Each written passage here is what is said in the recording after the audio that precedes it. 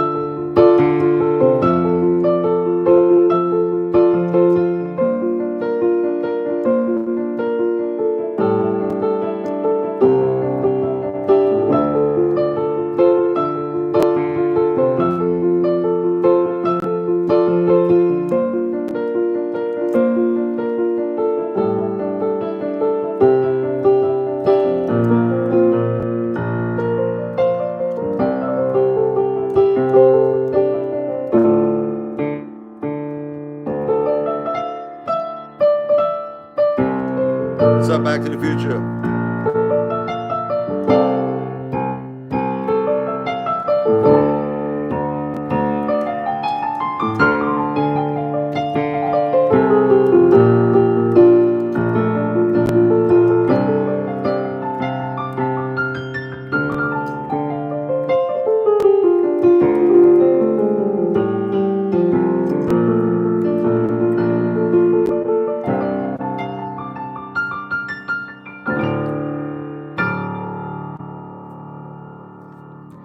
That's one of my newer songs.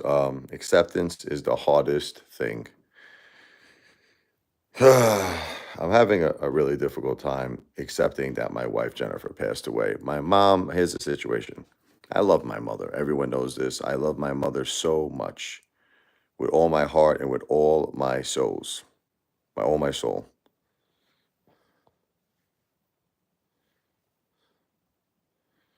And so basically,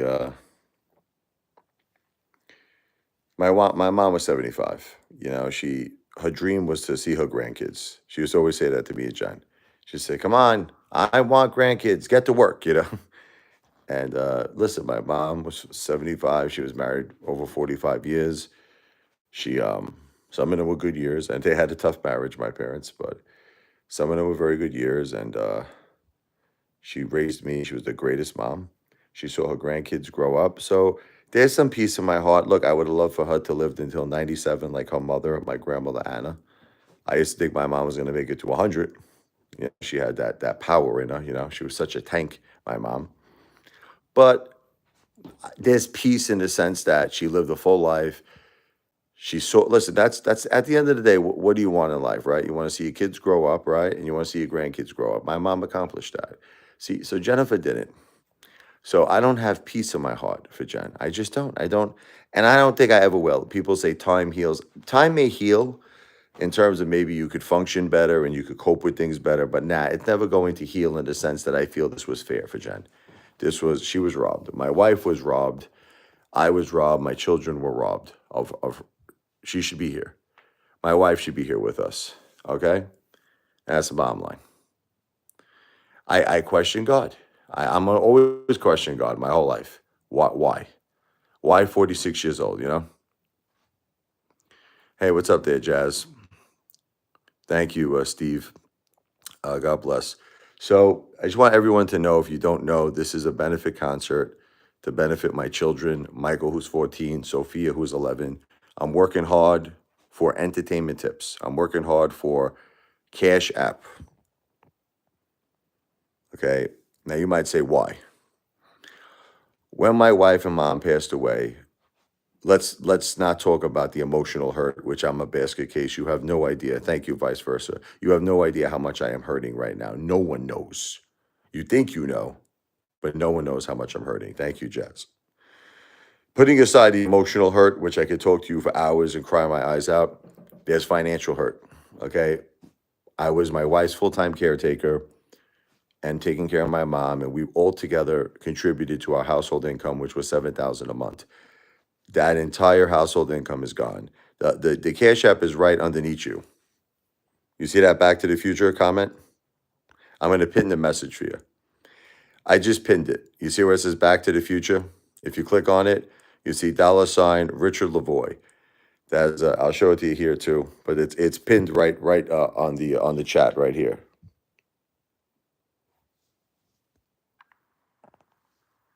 That's the Cash App right there. $RichardLevoi. It's the $, capital RICHARD, capital LEVOI. No space, no underscore in between my first and last name. My wife, it was actually more respiratory issues. She had aspiration pneumonia, but it was linked to having the cancer in her brain, which made it difficult for her to swallow and chew food, which I don't really want to talk about if you don't mind, because I can't even believe this is effing real. If you want me to tell you the truth, I'm still in denial because Jennifer was a tank. I can't believe this happened. It's freaking horrible, man. It's horrible. It's so horrible. My life changed forever. I'm not happy anymore. I got to stay strong for my kids. That's it. My kids need me. They're in school. They're taking all their testing, the state testing. They come home. I take care of them. I feed them.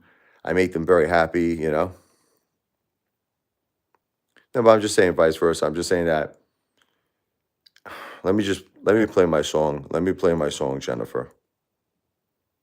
I don't know what boohoo means, Buckshot, but I think Buckshot's got to go. This guy's got to go. No hate here, please. No hate.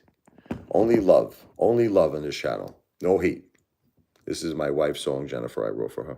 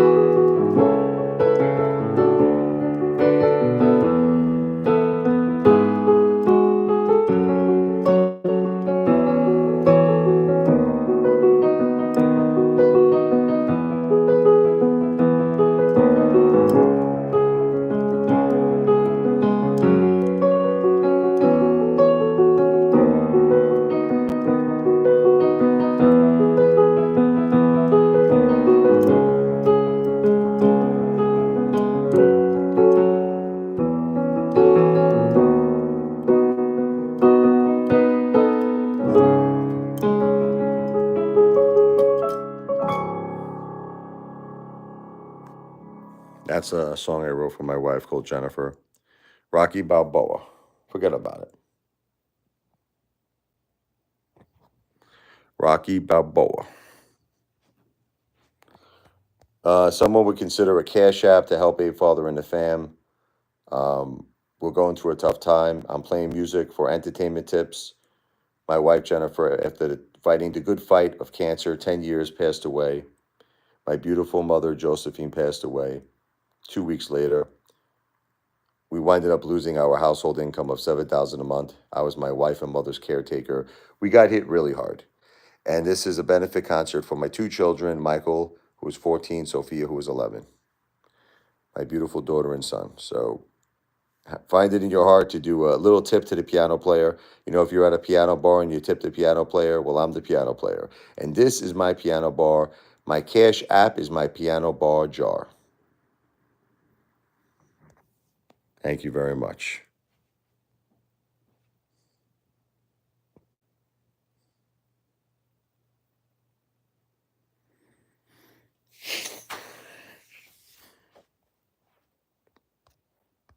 So vice versa. Are you serious with that cash app, man? Are you being serious? Because I see that you haven't done it yet. So I don't know if you're serious or you're just joking around me. Tell me, brother. What's up there, ANRDJ? I just do it all different times, Nico. It's very spontaneous. There's never a set time. There's never a set time, but there is always a set time for this. Let's do some boogie woogie. You know, I feel like going back in time, you know? You know, like that movie Back to the Future. Remember he played Johnny Be Good? Way down Louisiana, close to New Orleans, where I'm on the woods, I'm on the evergreens. Stood an old cabin made of earth and wood. Lived an old boy named Johnny Be Good. He never learned to read or write so well, but he could play the guitar just like ringing the bell. Go, go, go, Johnny, go, go. Go, Johnny, go, go, go. Go, Johnny, go, go. Go, Johnny, go, go, go. Johnny Be Good.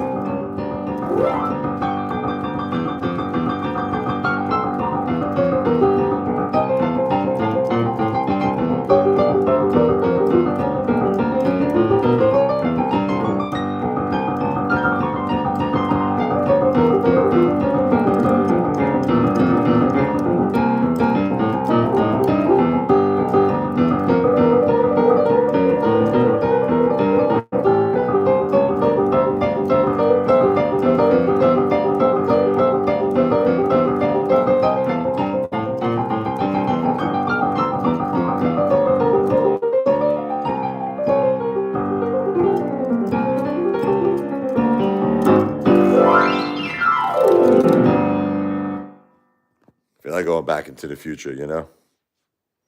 Thank you to West Coast Villain. God bless you. What's up there, Nicholas? Nico. Want to go back in time. Want to go back in time, man. I'll go all the way back before 9/11. And I would get my wife out of there. I'd be like, you're not going to work today. That's how she got breast cancer, from all the toxins in the air. And I would save as many people as I can. I would let everyone know. I would want to save as many people as I can. That's exactly what I would do if I could go back in time. I would tell everybody. That was the most craziest day, man. I mean, listen, again, I'm not comparing it. There's a lot of times in history, the Holocaust, you know, world wars. I am not comparing. There's a lot of tragedy that happened in history. But that day took a lot of innocent lives, 9/11. We never will forget. We pray for everyone, all the families that were affected from 9/11. My family was affected.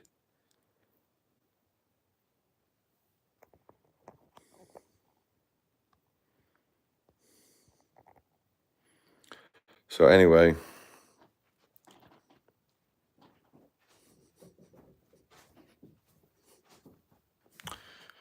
you know, if anyone would consider a cash app to help the father and the fam, it would be greatly appreciated.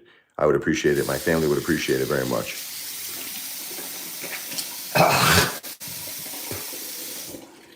You know, sometimes in life hits you.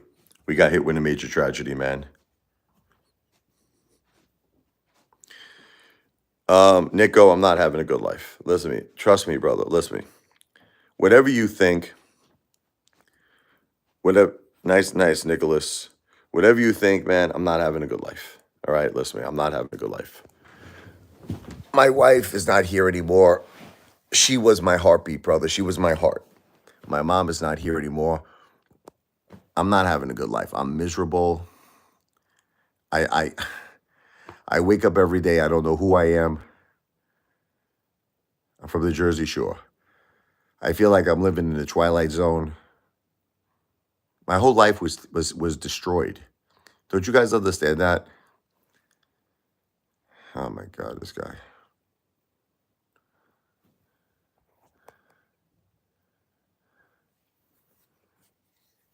Nicholas, you see, when people ask me, do I have a job? Maybe you're new to the channel. I get very insulted. YouTube is a job. YouTube is a job. Okay. I don't know if you realize this, but YouTube is a job. And in addition to that, I started a business, which I'm not going to discuss, but I started a local business, which I'm going to be going out soon to do. So yes, I have a local business. All right, let me get rid of this idiot.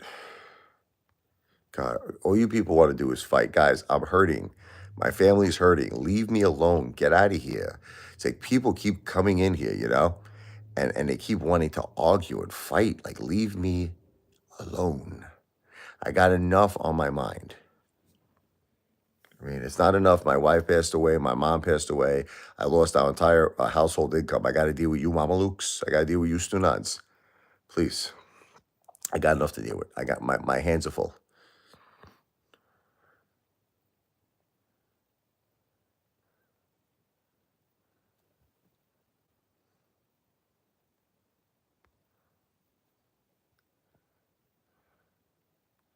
I just leave this guy. It's all good, Nicholas.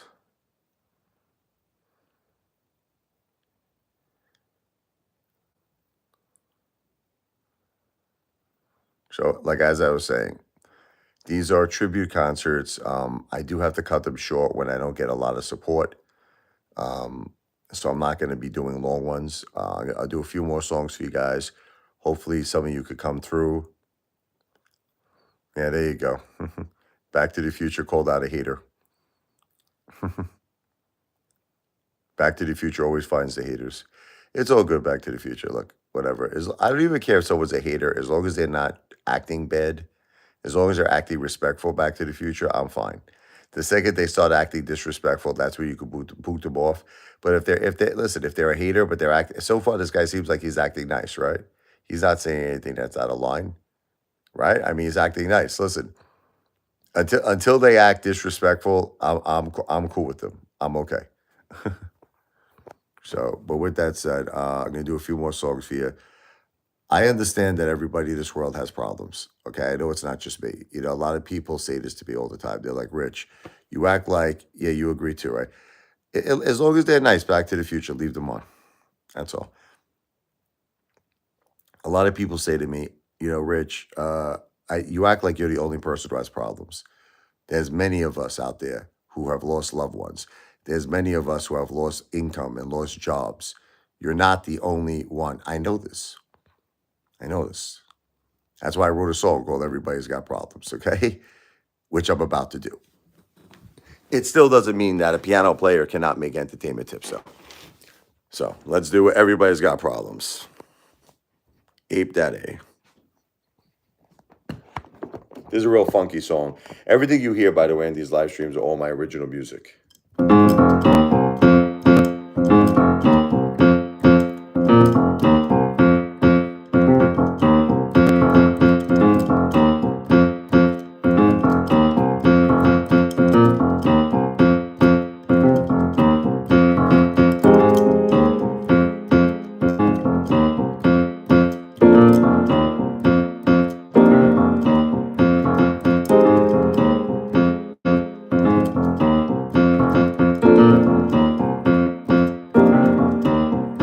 When your love ends before your eyes, everybody's got problems. Losing your job, kissing it goodbye. Everybody's hide.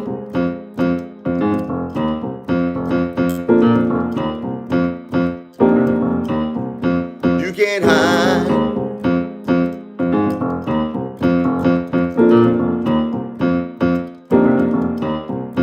Life could beat you up bad. It's easy to just give up. Don't get knocked down. You gotta get mad. Fight back and be the one standing up when your love ends before your eyes. Everybody's got problems. Losing your job, kissing it goodbye. Everybody's got problems you can't hide.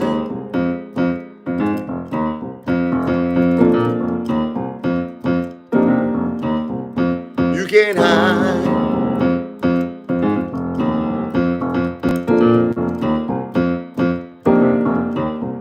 I know you're hurting and you don't believe tomorrow will be a better day. It's up to you. You gotta believe you have the power to make all your troubles go away when your love ends before your eyes. Everybody's got problems. Losing your job, kissing it goodbye. Everybody's got problems you can't hide.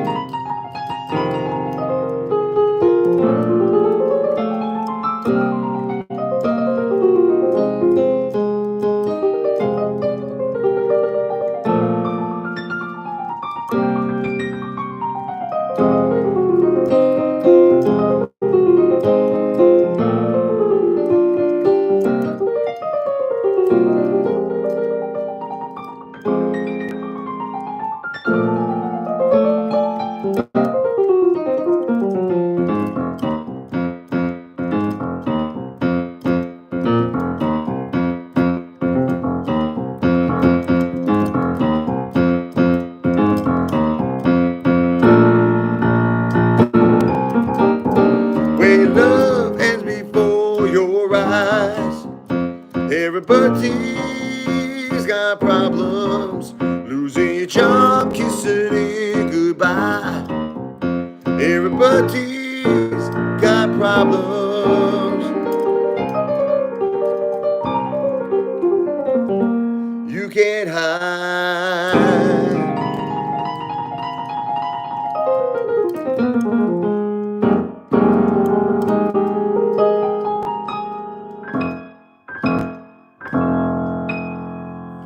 Here's my keyboard right here.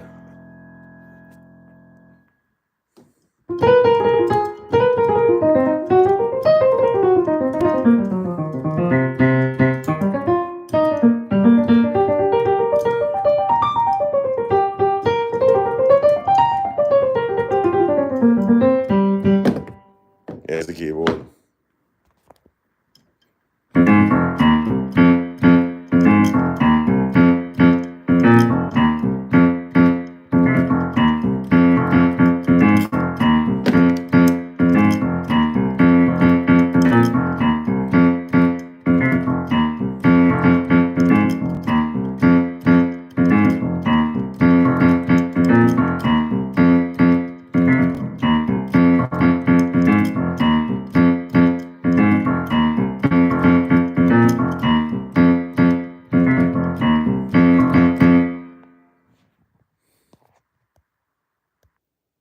Here's the keyboard. Thank you, Toxic Soldier. Oh, I always played on grand pianos. Yes, the West Coast Villain. Love Yamaha, Steinway Sons. You know, Steinways. I love Yamahas. Thank you, Roller Skater, Texas Girl. Anyone who could consider, that's a funky song, yeah. Anyone who could consider a cash app to help the Apefather, it's an entertainment tip for the piano player. I can't do any meow mix song. Only originals here. Hold on here. That's the cash app here. See if I can fix this crazy thing. Okay, when it does this stupid thing. All right, let's go. There's a Cash App. Entertainment tips for the Apefather. It's like tipping the piano player at a piano bar. You understand? You throw a couple of bucks in the piano jar for the piano player. And this helps my family, man. It helps my kids. Sophia, who's 11, Michael, who's 14. Their mom passed away. Their grandma passed away in 2 weeks. I wish everybody could have a little bit of a heart, man. We lost our household income. I was my wife's caretaker. You know, my mom. We're going through tough times. That's why I'm playing this music. It's a benefit concert for the kids, man. Also, you can find the Cash App. You can find the Cash App at the bottom of the screen. Look, we're doing okay, the line after. It's just that we got a lot of bills. We lost our household income when my wife and mom passed away. We lost 7,000 a month. So we're okay, we're here, but we need to start making some moolah, which is why I listen. Another thing that people don't understand, playing music is a job. Here he goes. Why don't you go to work? This is a job. Guys, playing the piano is a job. Okay, let me prove it to you. Are you ready? I get two forms of income. One is ad revenue from YouTube when I do these live streams, okay? Which I know you don't realize is a job, okay? You're getting paid through direct deposit. Then if someone tips me, by the way, I know that people think that tips are a form of begging. They're not. It's a form of appreciation. Tips are a form of appreciation. I wish everybody could just understand this, man. This is a side hustle. Do you know I made $7,000 last month on YouTube? People are crazy. You are all nut jobs. I made $7,000 last month. Like, I'm not trying to be a jerk or anything like this. Guys, this is a job. You sick, twisted, lunatic psychopaths. You're nut jobs. All of you are lunatics, Looney Tunes. You know what Looney Tunes is? You ever watch Looney Tunes? You know Bugs Bunny? That's all, folks. I'm not begging. It's a tip. It's a tip. Do you understand what a tip is? Do you understand what an entertainment tip is?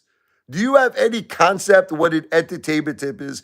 I play the piano. It's called free will. It's called free will. It's called free will. Okay, maybe you won't tip, but there are other people who tip. That's it. But it's a job. It's a job. You pay taxes on it. You understand? You're making money. It's a job. Why can't you just all get it? It's not that I want the tip. I feel that I deserve the tip. Look, you're here at a bet. Can we be honest with each other? You are here at my live stream. Can we be honest with all the haters? This is my live stream. Correct? Would you agree? Let's have a conversation about this. Is this, okay, hold on a second. Is this your live stream or is this my live stream? Whose live stream is this? Whose live stream is it? Is this live stream titled The Lion After or is it Apefather's live stream? No, but I'm saying, but whose actual channel is it? Who's the channel? You're at my channel, correct? Okay, exactly, right, yours. So here's the thing. If I'm telling everybody that this is, no, I want you to listen to me. This is a benefit concert for my kids, correct? Right. And then you come here and you just rip me up. He's got a point, right? Listen, you come here, you all rip me up. You're like, I don't like what you're doing. I don't like that you're a beggar. I don't like that you play piano. I don't like that you want entertainment tips. Then get the F out of here. Why are you here for? Why are you here at this friggin' live stream?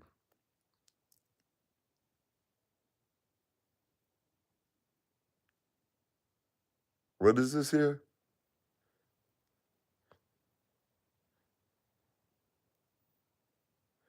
This can't be the West Coast villain. The West Coast villain is awesome. This has got to be someone imitating the West Coast villain because he would never say that. That's got to be that can't be the West Coast villain. Let me see something here.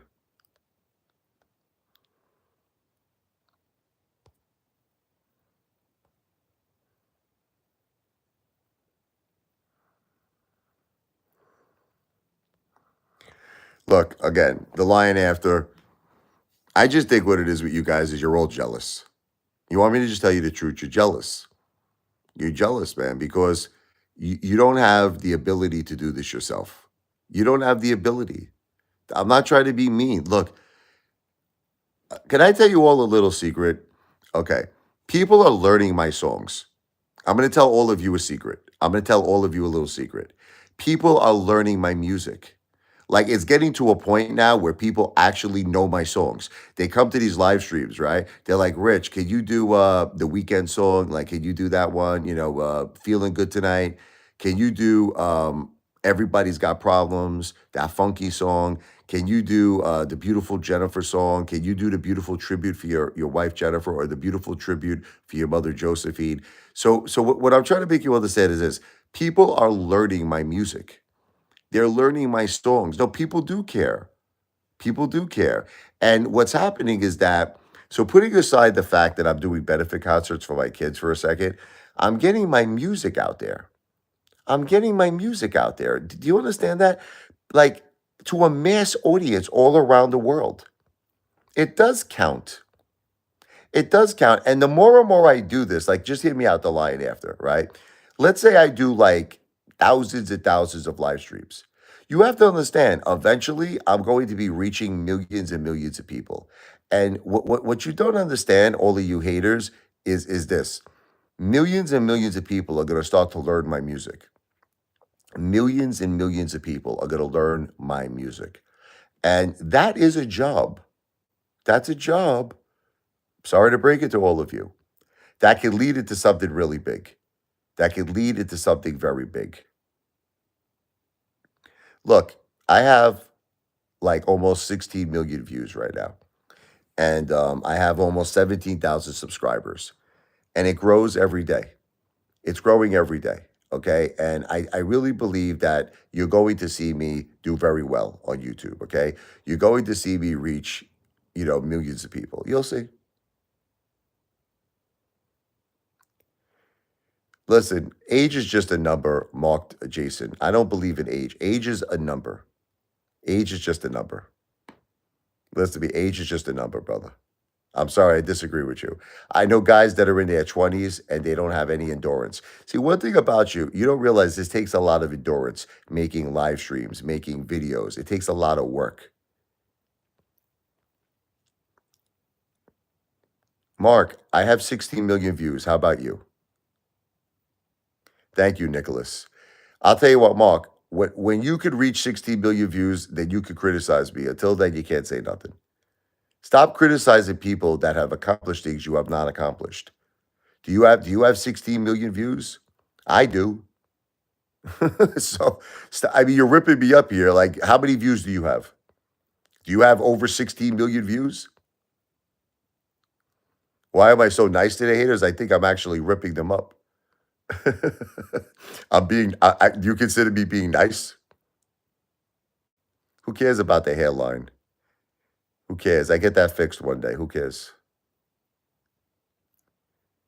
No, what I'm saying to you is this. You keep criticizing me, all you haters. What you're not understanding is that there's a method to my madness here. There's a method to my madness. I know that none of you understand it. There's a method to my madness. Okay. The first thing is I'm doing a benefit for my kids. Okay. So when I make money, it pays the bills. I take care of my kids. Yeah, I take them out to eat, sure. We go out to eat. We have fun. I keep their heads busy. I keep their heads away from all the problems of life that they lost. We lost a lot of the things here. I don't want to talk about it because it keeps breaking my heart that I have to keep mentioning my wife passed away. I hate mentioning it over and over again. And my mother passed away because it's devastating. It's absolutely devastating. But we had a lot of loss. Okay. And I'm trying to keep the kids happy. And, I'm doing it by way of earning money. I'm earning this. I don't want to talk about this, guys. I want to talk about, please, no more. It's no more. My wife battled cancer for 10 years. God bless her. She had aspiration pneumonia. I don't want to talk about it no more. God bless her. And God bless my beautiful mother, Josephine. But you see, what you don't realize is this. Guys, this is no scam here. There's no scam. I play the piano. I know you don't like it. I play the piano. Okay. People tip me because they want to tip me. This is not, I know you desperately want to call it a scam, but it's really not. There's nothing bad about what I'm doing, guys. I play the piano, people tip me.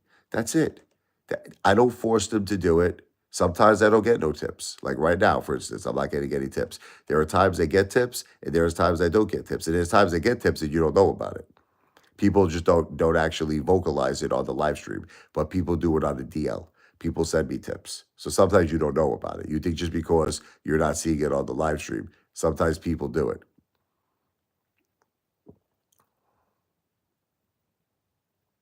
I'm just saying to you that at the end of the day, you guys come here and you say, I'm pulling a scam.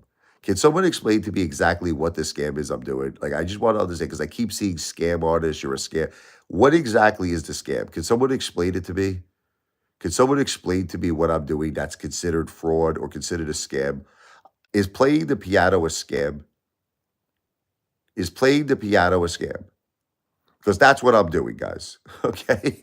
What I'm doing is playing the piano. I play the piano, and yes, I tell the story. I tell the story that my wife passed away, my mom passed away, and that we're going through a tough time. We lost our household income. But this is the thing. I don't tell people this is a charity. I'm very clear. I want all of you to know. I do not tell people I'm a charity. I correct people. Every time people say I'm donating money to you, I say, no, there is no donation here.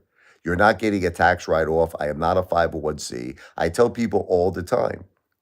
I say, I am a piano player. If you give me an entertainment tip, that's what it is. It's an entertainment tip. Like I give the analogy. I'm like, it's like imagine you're at a piano bar and I'm the piano player. You like the music you're hearing. You tip the piano player in the piano bar jar. I say my piano bar jar is my Cash App. It's my Cash App. So there's no scam. Where's the scam? No, but Nicholas, these people come here and they're saying I'm like a scam artist, right? Where? How? By playing the piano? I'm a scam artist because I'm playing the piano? What facts? There is no scam. There is no scam. That's what I'm look. I think what it is with these haters, if you want me to tell you the truth, listen, the lion after, we live in America. Okay, listen, we live in America. I have the right to ask people to support me. You understand that, right? You understand that. I have the right to ask. It doesn't necessarily. Thank you, Nicholas. God bless you. I love this guy, Nicholas. Nicholas is awesome. Nicholas, I love you, brother. He says, no, you are doing nice work. Thanks for entertaining us. God bless you. Now, you understand that just because I ask people to support me doesn't necessarily mean that they will, right?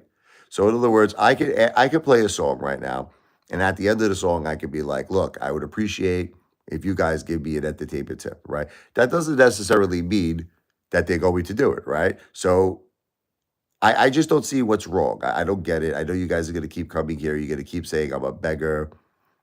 There's a difference between asking and begging. Okay, can we talk about the difference? Asking is when you ask someone very respectfully. You say, did you like that song? Yes, I did. Great. Consider sending an entertainment tip, a cash app my way.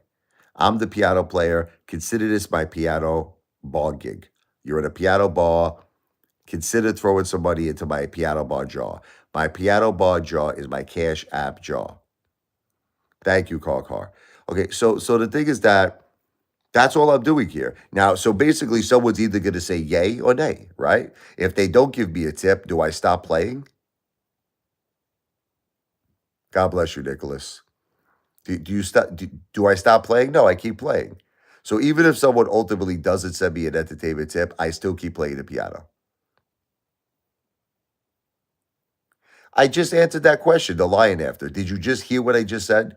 I said, if people do not tip me, I continue to play the piano. All I said a long time ago, this is where you get, I think, confused. This is a benefit concert. I think this is where you get confused. It's disrespectful. Listen, to continuously go to a benefit concert and to not tip the piano player. That's all I'm saying. Listen, obviously, I can't stop you from being here. So obviously, if you want to be here, you could be here and not tip and listen to the music and break my balls all day. Okay. So obviously, I can't stop that.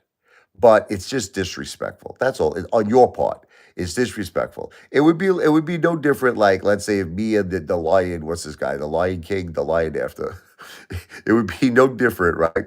If we went to say a concert that benefited, I don't know, like leukemia or something, right? So we're there and we're eating free food. They got a nice, they got a nice spread. I make myself a nice salami and cheese sandwich. I'm eating, you're eating, you're making yourself a nice ham and cheese. You got yourselves a nice drink, but we're not giving any money. It's disrespectful. It's disrespectful.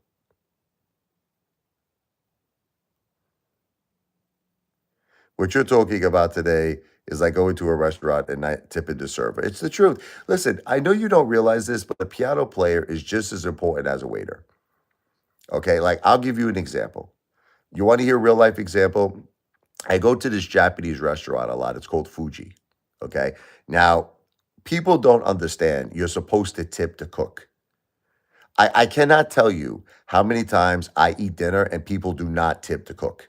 They just don't do it. I'm talking about the guy who's actually preparing your food. This is the guy, he deserves all the credit, right? Okay. So they don't tip him. Never tip him. I tip the guy, he's so happy. Sheshe. It's like, thank you. Sheshe. I know that's actually Chinese, but they speak Chinese in a Japanese restaurant. So anyway, I tell the waitress, my dan, my dan. That means please bring the check. Check, please. But no one tips the cook. So everybody only tips the waitress. You're supposed to tip the cook. You're supposed to tip the cook. It's the same thing if like you're in a restaurant, right? And there's a piano player there. I hate to break this to you. You're supposed to tip the piano player, man. You're supposed to tip the piano. He's giving you that beautiful ambiance. You're listening to beautiful music. You're having a nice cup of wine. You're having a nice porterhouse steak, and he's sitting there and he's playing the piano. He deserves a tip because he's making your evening very enjoyable. So it's the same concept if you come to my live stream. You're coming to a benefit concert to benefit my children. I'm playing the piano, and you guys don't tip. It's not right. All right. I do it. I leave the tip separately for the cook. I give him cash. I give the guy cash. I say, here's whatever it is, $30, $20, whatever I give him.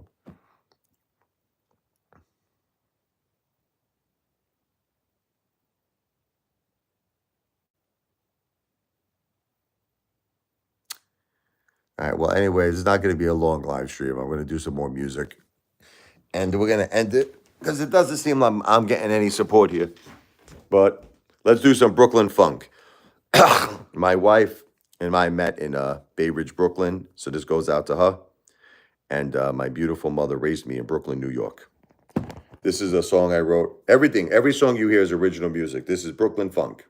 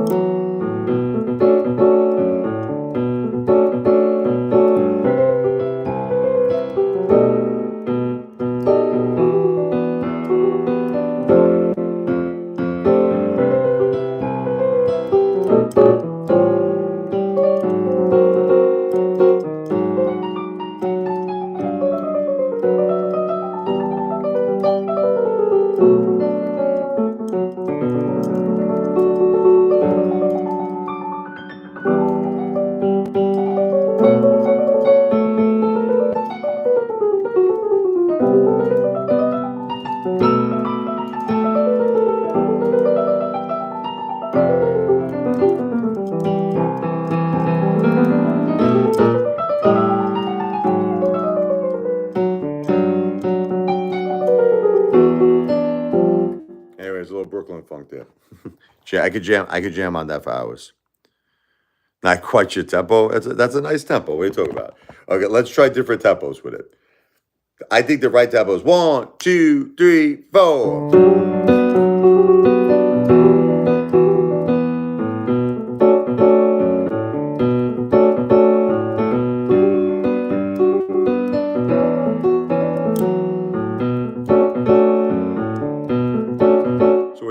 want it faster or slower? I think that's the perfect tempo. Let's do it faster.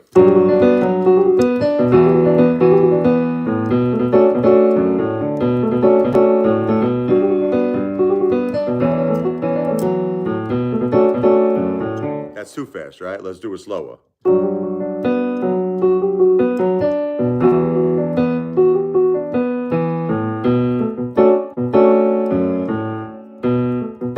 It's too slow, right? So I think we said loud is different. Loud is not tempo. Loud is not tempo. Tempo is speed. So you got to get your music terminology correct. You're talking about volume. Okay, so you want it lower.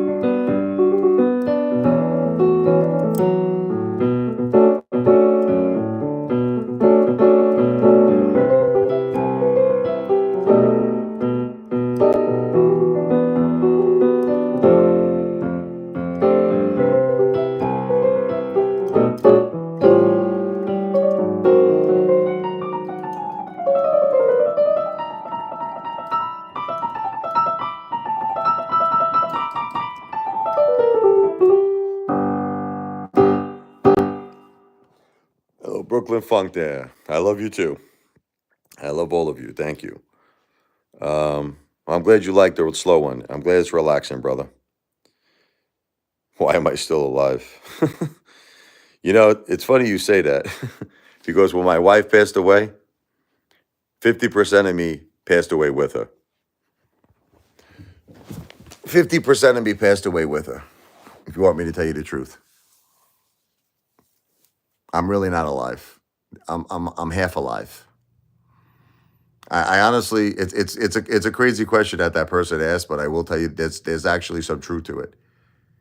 I loved my wife so much, man. I loved her so much that when she passed away, God bless your sister. I really, really, I don't feel like I'm alive. I don't. But the thing is, I have 2 kids. It is a rude comment, but I have 2 kids, so it's like 50% of me is alive because I know I have to take care of them. You understand? I have to be there for my kids. But then the other 50% of me is somewhere in the afterlife right now with my wife. I'm not here. I'm not on earth. Sometimes people talk to me and they notice I'm not there. They're like, "Are you all right, man?" I'm like, "I'm not there," because I'm like somewhere else. Seriously, that's how I feel. I'm with my wife somewhere.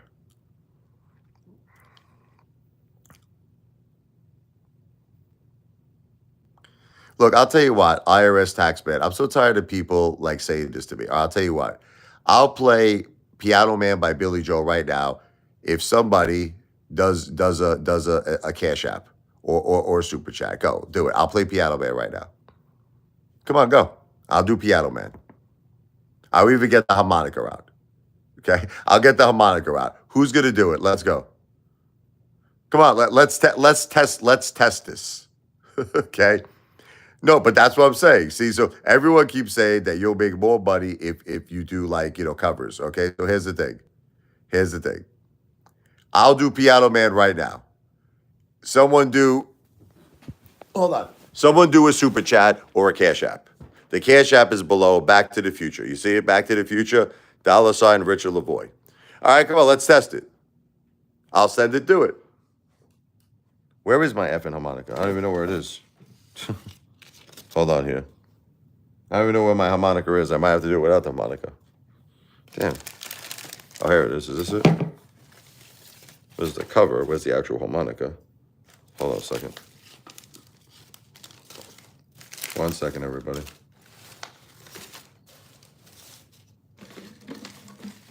Where is my harmonica?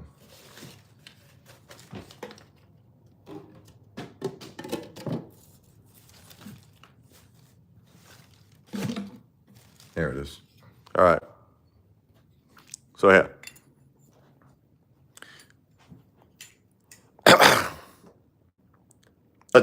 Let's test this. Come on. The first person who does a super chat, I do Piano Man. Look, I got my harmonica here. See? Come on, let's do it. You guys, you keep saying this over and over to me. You're like, you do covers, you'll make more money. You'll make more money, Rich. Okay, so let's do it.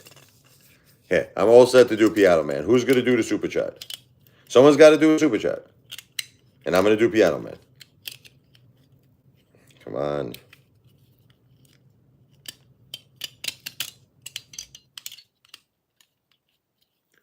Come on, let's go. I'm ready. I'm ready, man. Who's doing it? Who's doing the super chat? You don't want to hear Piano Man? Someone do a super chat. I'm waiting. I'm going to do Piano Man because everyone keeps saying this to me. If you do covers, you'll make more money. So here it is. I'm giving you the opportunity, you mamalukes. You ball-breaking students. You want to hear Piano Man? Look here. Come on, let's go. This is a super chat.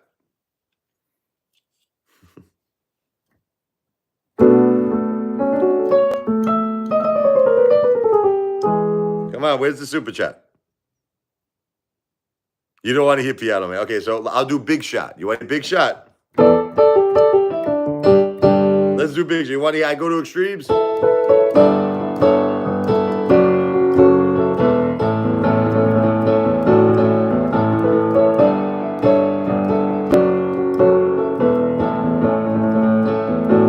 What do you want to hear? You want to hear Pressure?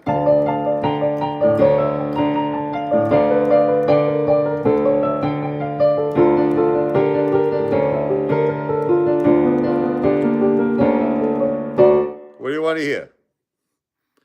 Tell me what you want to hear. I'm waiting for the super chat.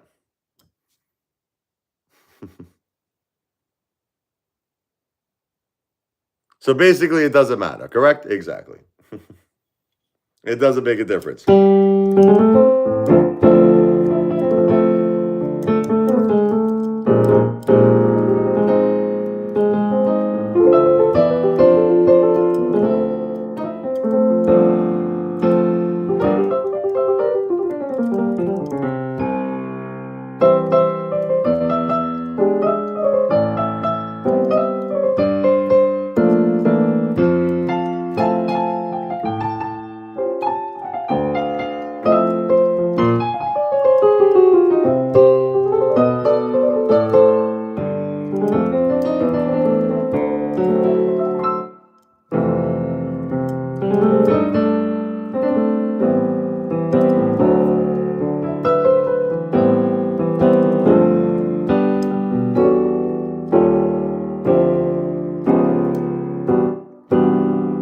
Okay, I just did New York State of Mind. Where's my super chat?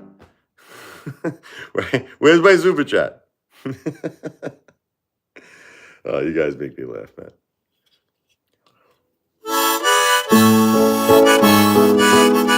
Come on, I'll do it. Only if you get a super chat. I'm not going to do it with no super chat.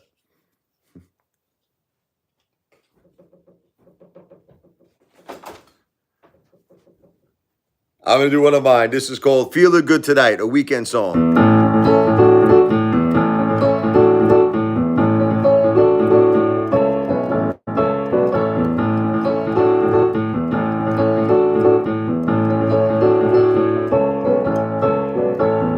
Paychecks low, bills are high. All I want to do is get by to survive. Car broke down, can't get around. Now the bus takes me all over town. The landlord says my rent is late. Can't afford to go on a date. I know it's not the smartest thing to hit the bar, but I feel like a king.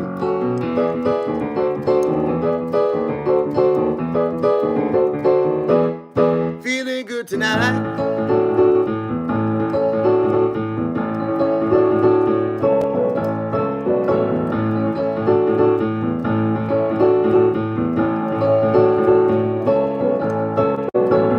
Woke up the next day, the party's over, I go back to work today. So bored, I cannot wait until Friday night when I can take a break from the same old routine. I wanna feel like I'm in a dream. Reality is so overrated. I wanna feel like I am sedated. Thank you. Feeling good tonight. Little guitar solo. Saxophone.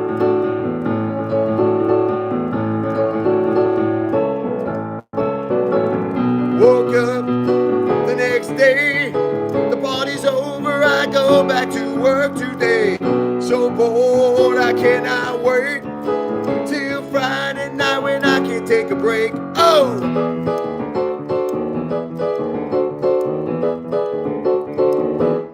Feeling good tonight.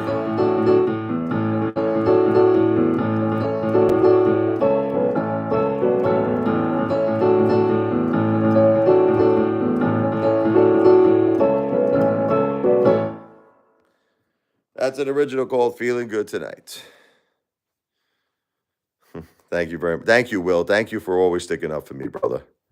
That's right. Asking and begging are different. Asking is what I do.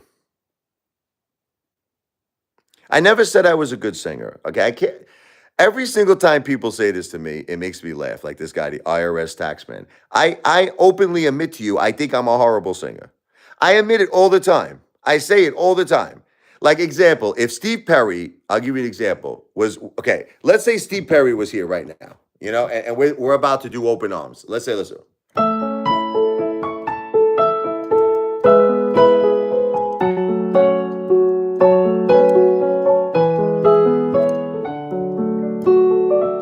You think I want to sing? No way. I'm going to tell Steve Perry. I would tell Steve Perry, do it. I'm going to keep my mouth shut, and I'm just going to sit back and play the piano.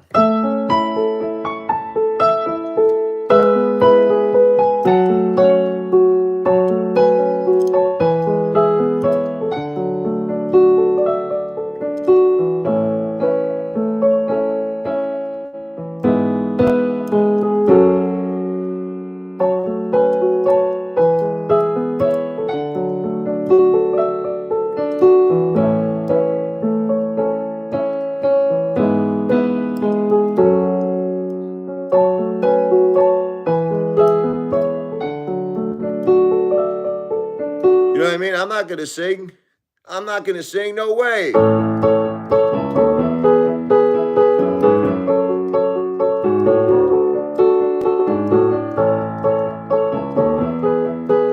going to say, take it away, Steve Perry. Just a small-time girl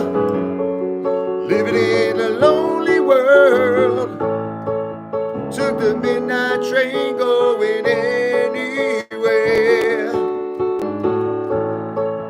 Just a city boy, born and raised in South Detroit. Took the midnight train going anywhere. I don't want to sing. I'll tell Steve Perry to sing. So I do not consider myself to be a singer. I don't try to be a singer. I just do it for fun. Listen, do you have to be Michael Jordan to play basketball? Like, let me ask you a question. How many times have you gone bowling in your life? Are you on the PBA tour? Like, if you jump in my pool, do you have to be an Olympic swimmer? Like, you don't understand about people in this world, and I never get this. Why does everything have to be that you have to be like, how many times do I go to a karaoke bar? I'll give you an example. And people cannot sing for shit.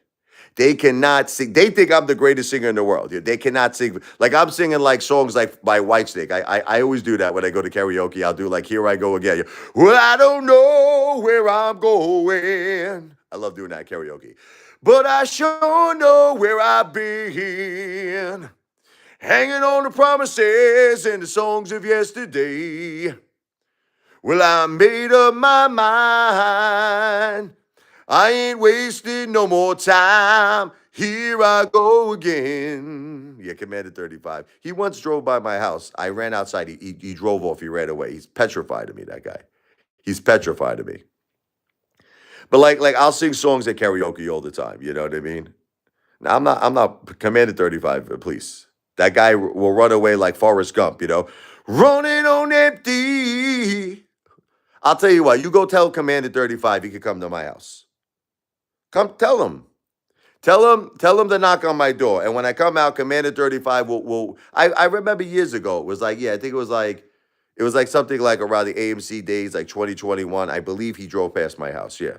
And I remember I was chasing his car down the block, which I believe it was him. Okay. He just took off like he was gone. I think he did, seriously. And he just drove off. So no, I'm not worried about Commander 35. But yeah, let's do it for the old days. Okay, let's do this is for the old days, for all my AMC brothers, okay, and my AMC sisters.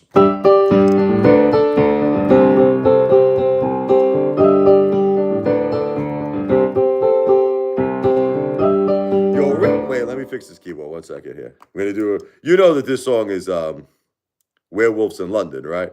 Ahoo, Werewolves in London. It's actually the same thing as Sweet Home Alabama too, but okay, hold on a second here.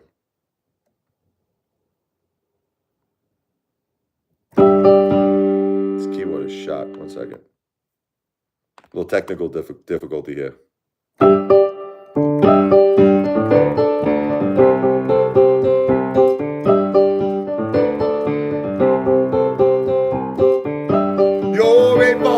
Diamond balls, tells you to buy and hold, no financial advice. Your investment will turn to gold. Royal flush will never fold. Sing it, everybody. Ahoo, AMC to Pluto, and GameStop too. Ahoo, AMC to Pluto. I haven't given up on either of you. Strong apes want more bananas. They take them from the weak apes who sell. Hedge funds think they're gonna win, but we ain't heard no bell. Sing it, everybody. Ahoo, AMC to Pluto, and GameStop too. Ahoo, AMC to Pluto. Haven't given up on Amy, haven't given up on you. Let's go.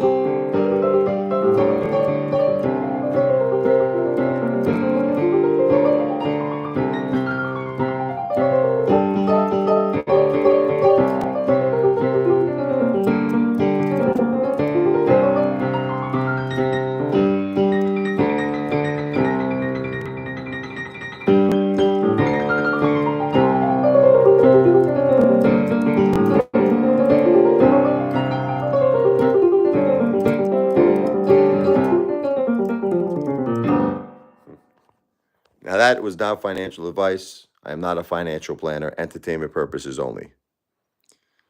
How does it feel? I lost everything in my life: my money, my wife, my mom, and in the end of the road, it must be depressing. And well, I haven't lost everything. I have my son Michael. I have my daughter Sophia. I have my dog Max and my dog Chloe. So I haven't lost everything.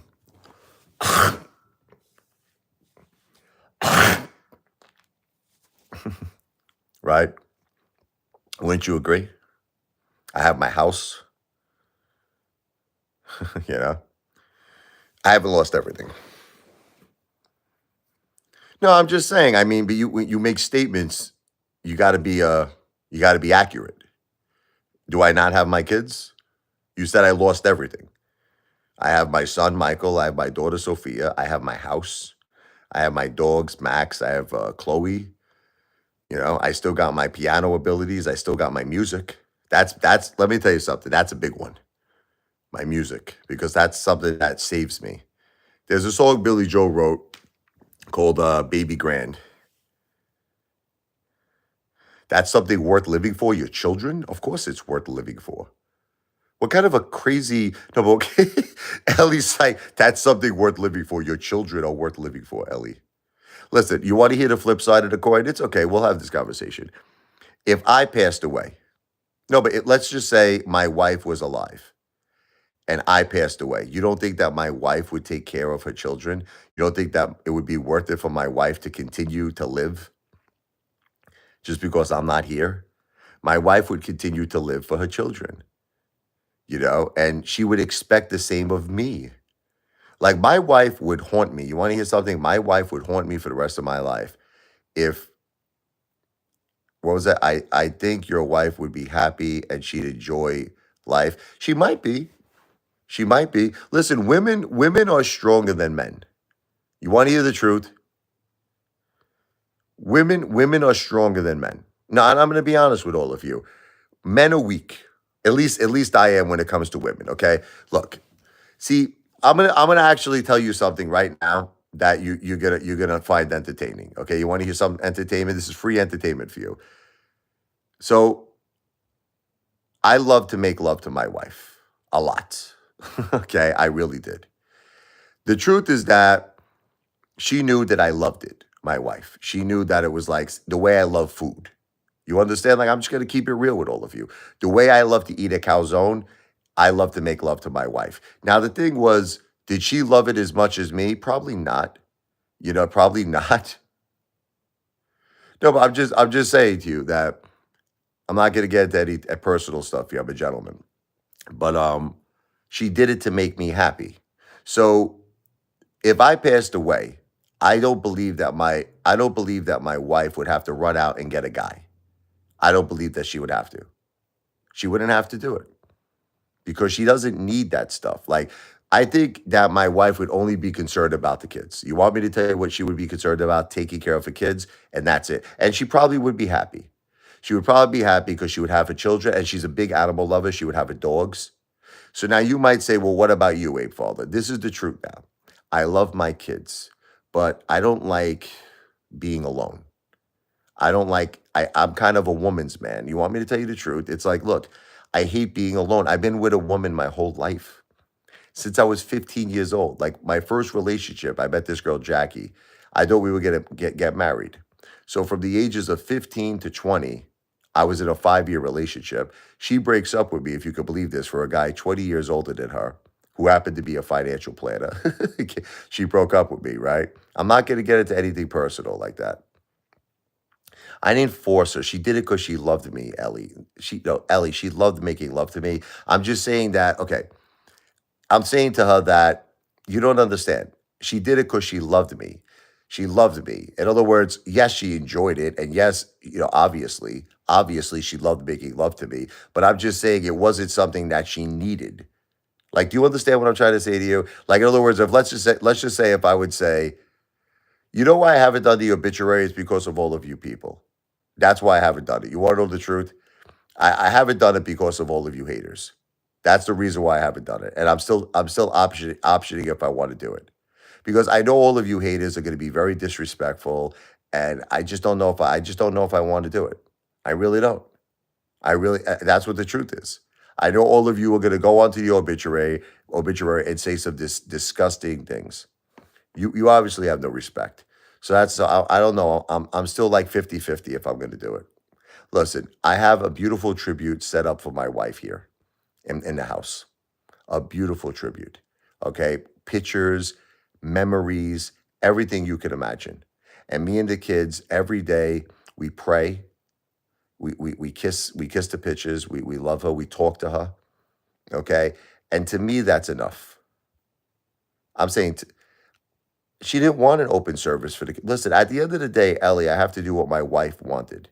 And my wife wanted to have just a very, private service. I actually had a service with her and my mom. We had a beautiful service. We had a service that was with my mother and my wife. Beautiful, beautiful service. And then I did something privately with me and the kids. And to me, that's enough. That's enough. That's what she wanted, Ellie. She didn't want hundreds of people to show up, Ellie. That's not what she wanted. She didn't want that. Ellie, at the end of the day, you have to respect people's wishes. You have to respect people's wishes. She wanted it to be small. She just wanted her children, her husband, and that's it. I swear to you, I did everything my wife wanted. I did everything. I did all of her wishes. Everything she wanted. Like, I didn't want to cremate my wife. I'm going to be honest with you. Please don't insult me anymore with this because I know you guys like to hurt me with this. It was her wishes. It was her wishes. It was her wishes to be cremated. I didn't want to cremate her. I didn't want to do it. If you want to know the truth, I procrastinated for like 3 weeks. I didn't want to do it. I didn't want to do it. I raised the money. I did everything I had to do. I raised $3,000. I did it.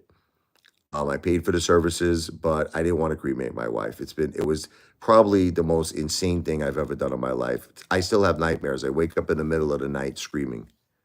I wake up in the middle, and I'll tell you the truth.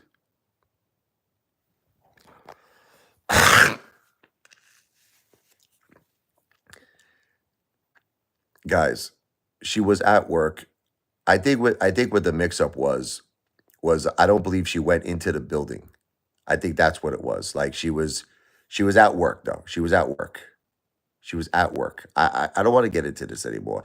Guys, she worked in downtown. You understand it's not just the day of 9/11 that people got cancer, right? She worked in lower Manhattan.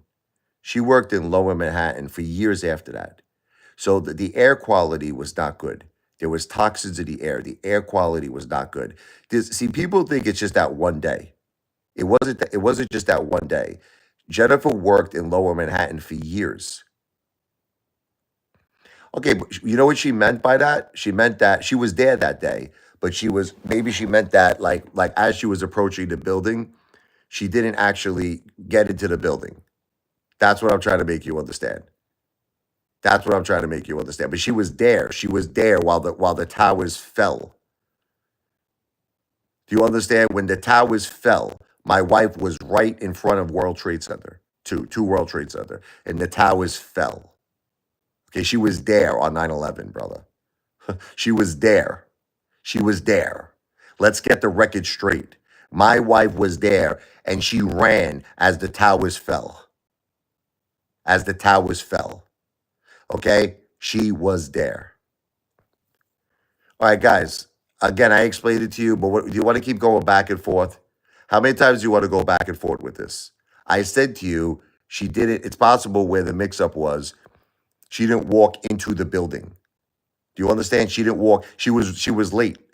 Okay, so she was in front of two World Trade Center, and that's when everybody was screaming and yelling that the towers were about to fall. She was right in front of two World Trade Center, my wife, and she didn't physically walk into the building. I think that's what she meant. Okay, but no, I tell you 100%, and there's been witnesses to clarify all of this, that she was there that day. She was there. She was there. The towers fell, and I actually got her on the phone that day, if you could believe this. I was in Staten, I wasn't, okay, I was in Staten Island. I was trying to get into the city, and there was a security guard with a friggin' machine gun. He wouldn't let me go onto the expressway. I was trying to get to her, and he wouldn't let me on. He's like, you are not going into Manhattan. Okay, you are not going there. Guys, I don't want to talk about this anymore with your psychopathic, lunatic stuff. Okay, I gotta go. I gotta go. I don't want to talk about this no more. Guys, leave me alone. My beautiful wife passed away. My mother passed away. Well, here's the truth. The truth is you are not the law. You understand? You don't dictate the law. You're an internet troll. If I did anything, let the law handle it. That's the truth. Okay? Let the law. I don't do nothing. All I do is good things in this world. All I do is good things for my family. Here's what I do. You want to hear what I do? I protect my children. I protect my family. That I am a great father. That's all you need to know about me. That's it.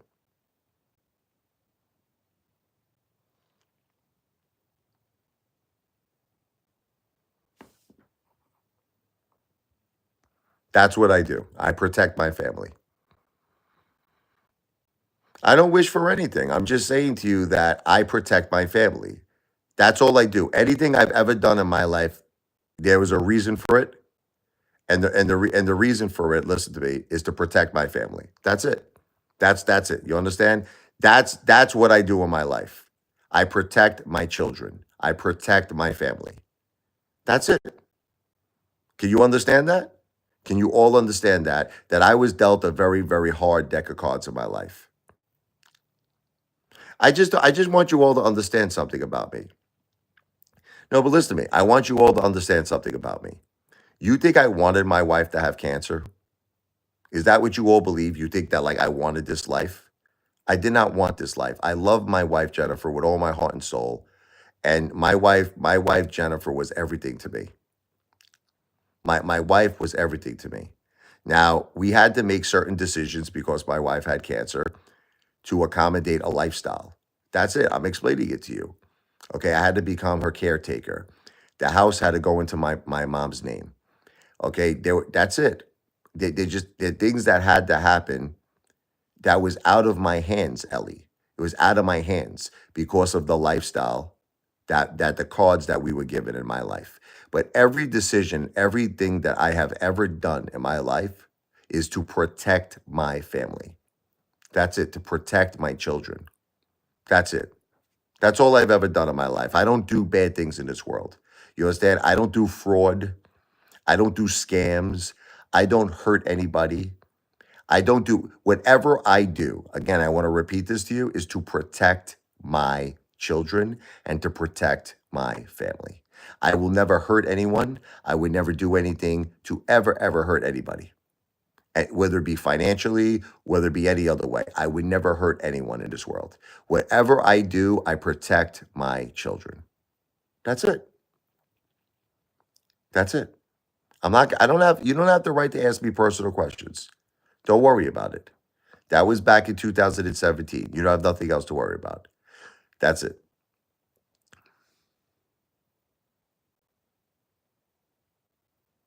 Why do you even care about this stuff? Like, what difference does it make to you? Like, I just don't understand. Like, what difference does any of this make? Why do you care? Can I ask you a question since you're asking me all these questions? Why do you care so much? Why do you care about other people's business?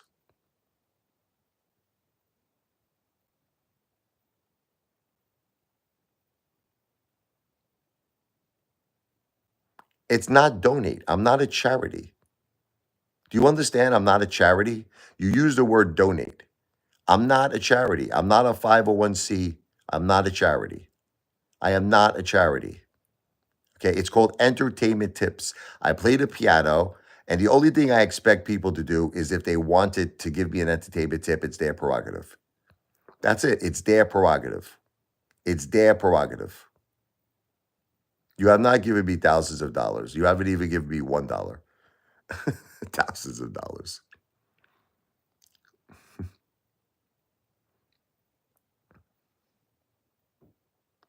You haven't given me $1. This is the only thing you need to know about the Apefather. Okay. And I'm going to sum it up. With all your investigations and everything you guys do on me, it comes down to one thing with me. I am a family man. I am a man, unfortunately, that went through a lot of heartbreak and hurt in his life. This is what the truth is. And I have been given a deck of cards that I don't wish upon any of you. The deck of cards that I was given. I was married to the world's greatest mom, the world's greatest wife, but unfortunately, of no fault of her own, she got cancer. Of no fault of her own. She did nothing wrong, my wife. Nothing wrong. And because my wife got cancer, just a lot of things happened in our life that were out of our control. See, you guys don't understand this because you don't walk in my shoes. You understand?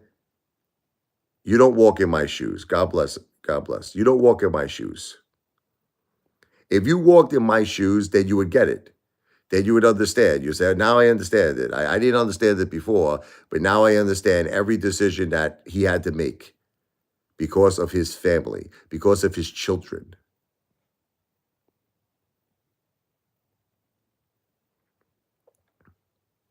And that's it. I never did anything, listen to me,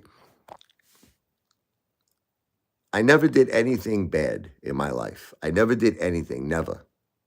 Never in my life to ever hurt anyone. All right, I just want to be clear to all of you haters. You guys could do all the investigation you want, and you will never find one single case where I ever did anything in this world to hurt anybody. I don't hurt no one, okay? I do things because I was given a deck of cards. That's it. I had to make decisions. My wife had cancer. I had to become her caretaker. You guys want to judge me for that. You guys want to rip me up. You guys want to call me a bum, a loser, a this or that. It was the only decision. My wife needed me home. She needed my help. You understand? My wife had cancer. She needed to constantly get treatments. If I would have went out at that point and got a job, you understand? She wouldn't have been able to have the insurance that she needed to get her treatments. So being a caretaker made the most sense. I was home with her. I took care of her. We were a wonderful family, and it was a beautiful thing. You understand? That's it. But unfortunately, but so does Commander 35. Ellie, Commander 35 claims to be a millionaire too, and you know he's not, right? Ellie, do you know Commander 35 is not a millionaire? You understand that, right? You understand that he's a liar, right? You understand that, right? He claims to be a multimillionaire. My wife was the caretaker when it came to emotion. Can we all be clear?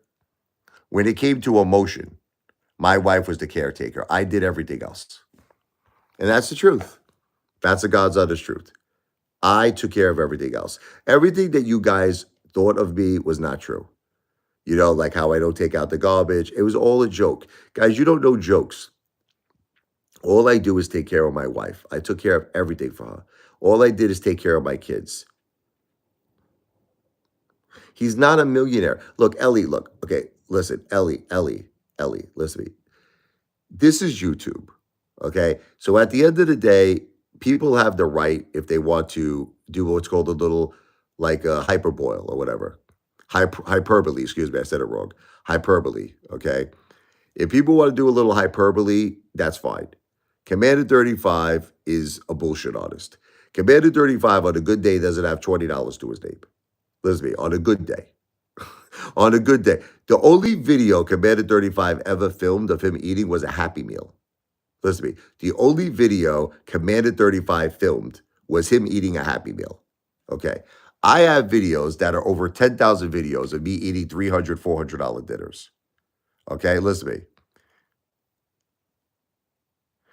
Commander 35 is not a millionaire. Commander 35 doesn't even have $100 to his name. Commander 35 has no money. Okay. He lives in some kind of a Jeepers Creepers basement. Like, what is that? What is that garage that he makes videos? Okay, I'm going to tell you all the proof I have of Commander 35. You want to hear the proof? Okay. The only videos I've ever seen of Commander 35 was him where there was remember that there was like a door that was broken? Then there was a window. He had a garbage bag. I don't know if you remember this. He had a garbage bag over his window and he was making videos. He was in this room. Listen to me. He's in a room and there's a garbage bag. There's a garbage bag over his window. Does that sound like a millionaire to you? Does that sound like a millionaire, a guy who makes a video that has a window and a garbage bag over it? He has a garbage bag over his window. He has a garbage bag over his window. Then if he's not making videos there, he's making videos in a Jeepers Creepers garage. It doesn't look like a movie set. It looks like a guy who can't afford a window. It looks like a guy who can't afford a window. That's what it looks like to me. And he has to put a garbage bag over the window to keep the draft out. That's what it looks like to me. That's what it looks like to me. Okay. Sorry to break it to you.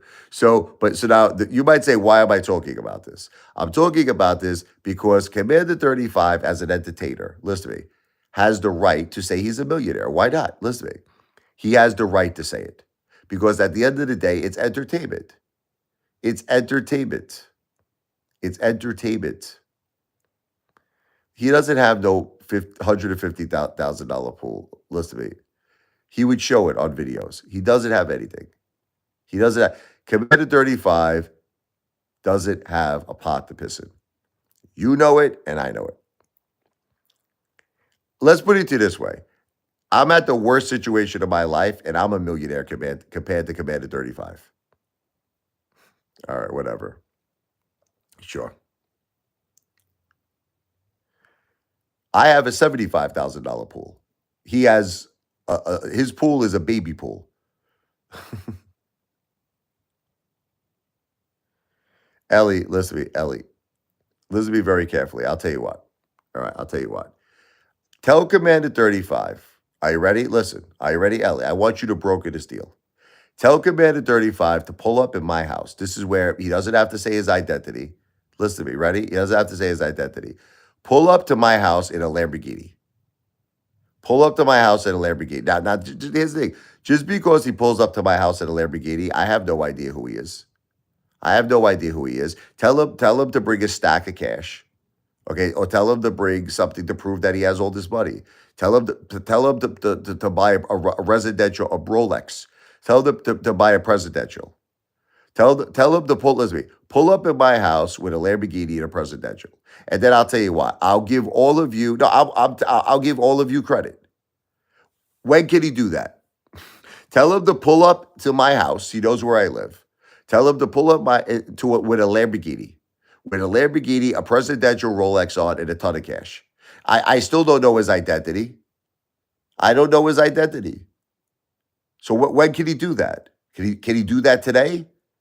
Can he do that tomorrow? When can he do that? Ellie, you brokered a deal. And then this way, I'll tell you what. If all of it's true, I will go online. Listen to me. I will go on right now. I will go, but listen, I'm not, but here's the difference between me and Commander 35. I'm telling all of you I'm struggling. You want to hear what the difference is, Lou? Lou's right bicep. I'm telling you I'm struggling. He's not saying he's struggling. He's not saying he's struggling. He's saying he's a multi-millionaire, right? So then tell him to prove it. Tell him to prove it. He's not a millionaire. He's poor. The guy's got no money, can't even afford a Happy Meal. That's the bottom line. Sorry to break it to all of you.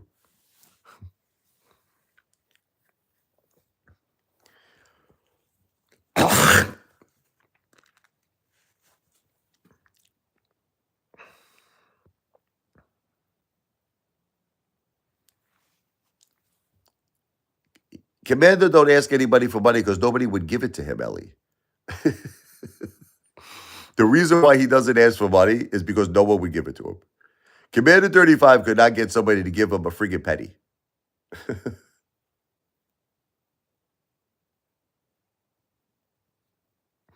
That's why he doesn't ask for anything. Listen to me. Commander 35 couldn't raise $10, Ellie.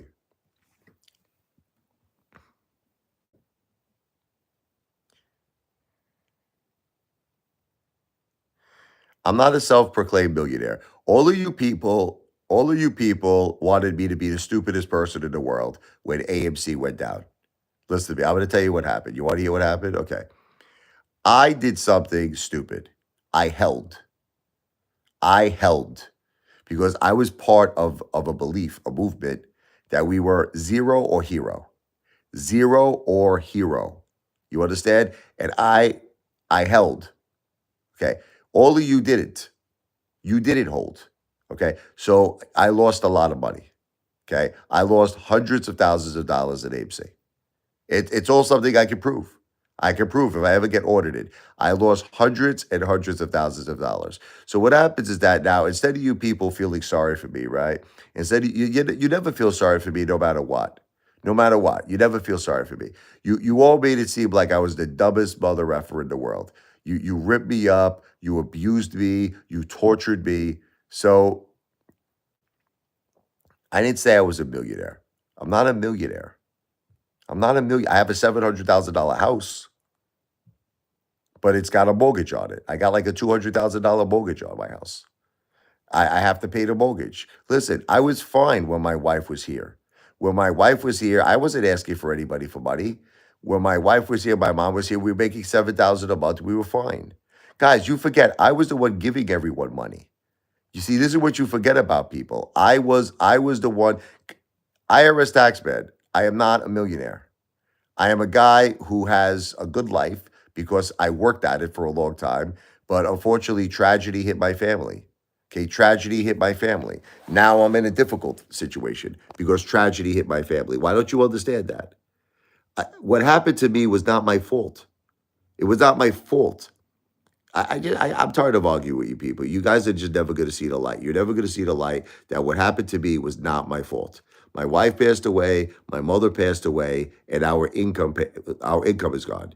That's it. That's called a tragedy. It's called a tragedy.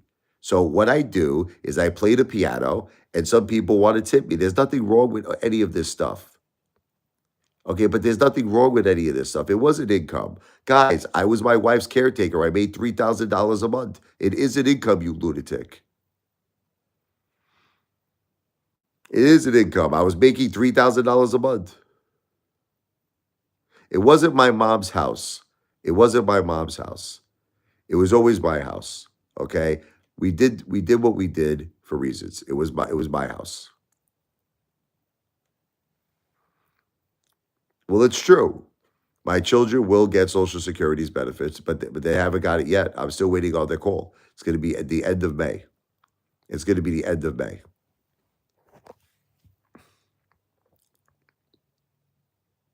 These guys. Look, I gotta go. I'm tired of the hate. It's too much hate. You guys, you guys have too much hate in your hearts. Okay, you have too much hate look. I'm gonna say this again to all of you. I'm gonna say this again. Okay, who's the guy you like? Lou? You like Lou, right? Lou's your hero. Who's this guy? Lou's right by you. Like Lou went to jail for fraud. Okay, let me tell you the difference between me and Lou. Okay, and may he rest in peace. No. Listen, let's talk about your hero Lou. Your hero Lou stole $73,000 from senior citizens. Okay, so now here's the thing. Okay, let me tell you why because none of you have a problem with this. I have to bring it up. None of you have a problem that he did this. Loose and listen, this is all documented.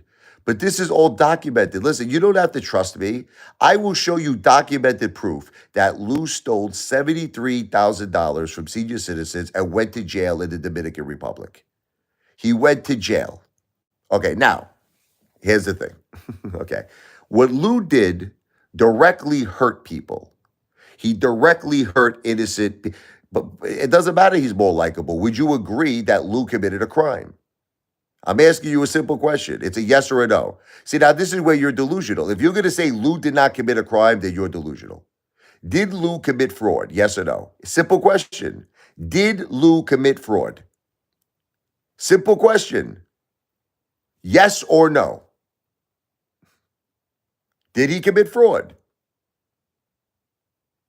Not that he probably did. He definitely did. Okay? He definitely did. The case was not dismissed. He had to pay restitution back of $73,000, by the way, that he made off bullshitting all of us with AMC. You know how Lou made the $73,000 to pay back the restitution? By bullshitting us with his friggin' secret connections, and that AMC was going to $10,000 in the dark pools. But let's put all of that aside for a second, because may Lou rest in peace. God bless Lou and God bless your family. No, because I just want to make a point. What Lou did directly hurt people. What Lou did. Whatever I do, here's the difference. It's for my family. It's for my family. Do you see the difference? In other words, I'm not stealing money the way Lou did. I'm not stealing money from senior citizens. You understand? I'm not stealing money from innocent senior citizens. Okay. What I do benefits my family. Every decision I make, everything I do is for the benefit of my family, meaning no one gets hurt. No one gets hurt. With Lou, people got hurt. That's the difference. That's the difference. That's the difference. Because whatever I do benefits my family. That's it. That's it. I didn't like the deck of cards I was dealt in life, guys. I was dealt a deck of cards that I got screwed in my life. And none of you give a shit. You don't care. None of you care that my wife passed away. You should, because she was a beautiful mother. You don't care that my mother passed away and she was a beautiful grandma. But none of you care because you're evil. You're all disgusting, evil people. Lou benefited millions of people? How? Tell me how he benefited millions of people. How did Lou benefit millions of people? Everything that Lou said was a lie. Lou did not have secret connections. It was proven in court, by the way, documented proof that Lou has no Wall Street experience. Lou does not have any Wall Street experience. All Lou was a liar. Lou was a guy who committed fraud, stole $73,000 from innocent senior citizens, and lied to everyone online that he had friggin' 20 years of Wall Street experience. Okay? That's it. That's it. Bottom line. Bottom line. People sold AMC after they lost all their money listening to Lou, including me, by the way. Okay? People lost money because of Lou. You remember Clove? Ring a bell? Okay. People lost tons of money because of Lou. And I'm not going to get into it anymore. People lost tons of money because the guy lied, saying that he had secret connections. He had no secret connections. Lou lied to everybody. Lou lied to everybody. And by the way, I'm the one who called out Adam Aaron, okay, way before Lou. Just so that all of you know the truth. And I have video documentation. I have video documentation that I'm the one, me, who called out Adam friggin' Enron way before Lou did. Way before Lou did. I called it out. Apefather. Okay? So you guys don't have your facts straight. Okay? Then Lou copied me on gold, by the way. You see how high gold went up? How come you guys don't give me credit on that? Okay? I called gold right. Okay? I called gold. XRP is shit right now, by the way. It's not, it's, Lou said that, okay. You want to hear something? Lou said XRP is going to $20,000. That's what he said. He said by the end of 2024. He told people, he said XRP is hitting $20,000. You guys are all nuts, man. Like, I don't want to talk about this no more. Lou said XRP was going to $20,000 by the end of 2024. No, but Back to the Future. You want to know what I'm trying to do? I'm just trying to be factual with all of them. I'm trying to be factual. I'm trying to be factual. But Ellie, Lou said it was going to 20,000. That's a lie. Do you understand what I'm saying to you? He told people that they could put $100 in XRP, and by the end of 2024, well, if you made a fortune on XRP, that means because you didn't listen to Lou. Listen, can we be honest with each other? If everything you're saying is true, that you made a fortune on XRP, then you directly went against Lou's advice. Because Lou told all of you that XRP was going to $20,000. Okay, so if you sold, listen to me. If you sold, but then you didn't listen to Lou, you can't give Lou credit. How could you give Lou credit? Lou said XRP was going to $20,000. So here's when you have to give Lou credit. You want to know when you can give Lou credit? If XRP went to 10,000, say. Now I would give Lou credit too. It didn't happen. It didn't happen. So if you got out of XRP, okay, you sold at whatever price you sold at, you didn't listen to Lou's advice. You did that on your own account. Again, you guys are just idiots, man. What price did Lou say XRP was going to? Listen to me, you stupid morons. What price did Lou say? He said it was going to $20,000. Okay, so example, if you sold at $1, let's just say, whatever price you sold at, okay? Then that means, listen to me, but that means you didn't listen to Lou. Like, I'll give you an example. I'm going to give you an example. Are you ready? Then you should give me credit on AMC. Listen, give me credit on AMC. I'll tell you why. Remember when Apefather said, I feel AMC is going to 100,000? So let's say you got out at the high. Listen to me. Let's say you got out at $73. Give me effing credit, you mamalukes. Give me credit. Give me credit. Because listen to me, according to your philosophy, right? According to your philosophy, Lou said that XRP was going to 20,000, and you say you got out at $1 or whatever you got out. So you're giving Lou credit, right? Okay, so give me credit. Give me credit. The same ideology, listen to me, the same thinking, give me credit for AMC. If you sold at the top, right? If you bought at the bottom and you sold AMC at the top, you owe me credit. Thank you very much for the credit. Listen, the only way Lou deserves credit on XRP is if XRP went to 20,000, and it didn't. XRP did not even go close to 20,000. So that's it. Bottom line, Lou deserves no credit for XRP. Guys, you have to base things on the price targets that people give you. You have to base things on the price targets. Lou's price target was $20,000 on XRP. That's it. Lou's price target was $20,000. That's it. Lou was wrong. That's what he said. Lou said by the end of 2024, XRP will be at $20,000. But that's what he said. And you're going to give Lou credit because you sold it at 70 cents or you sold it at $1 or a little above $1. You're a psychos. That means you directly did not listen to Lou.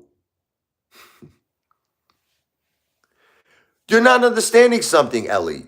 Ellie, are you just stupid? What is it with you? Do you have the intellect of a friggin' squirrel? Listen to me. Listen to me. In order for someone to get credit, they have to give the accurate price target. So let me give you an example. If Lou would have said, I see XRP going to $1, or I see XRP going a little over $1, I would be the first person to give Lou credit. But that's not what happened. He said it was going to 20,000. Oh, I give up on you people, man. It's just there's no point. What happened to me was not my fault. What happened to me was not my fault. It was a tragedy. That's it. It was a tragedy. $3. Okay. Are you good with math, Ellie?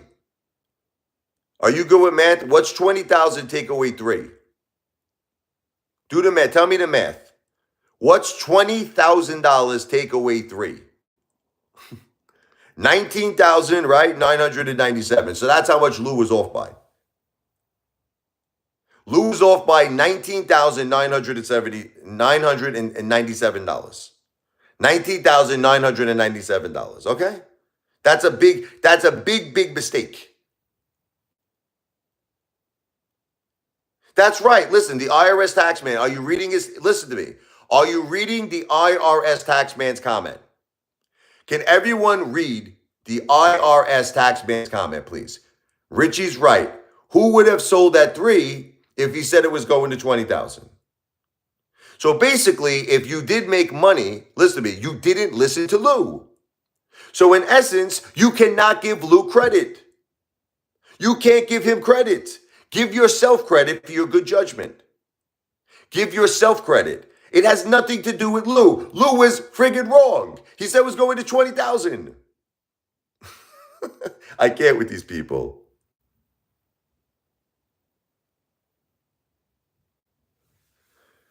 Listen, I'm not saying to you that XRP didn't do well, okay? Listen to me. I am not saying to you that XRP did not do well. I'm saying to you that Lou said it was going to 20,000. Are you listening to me?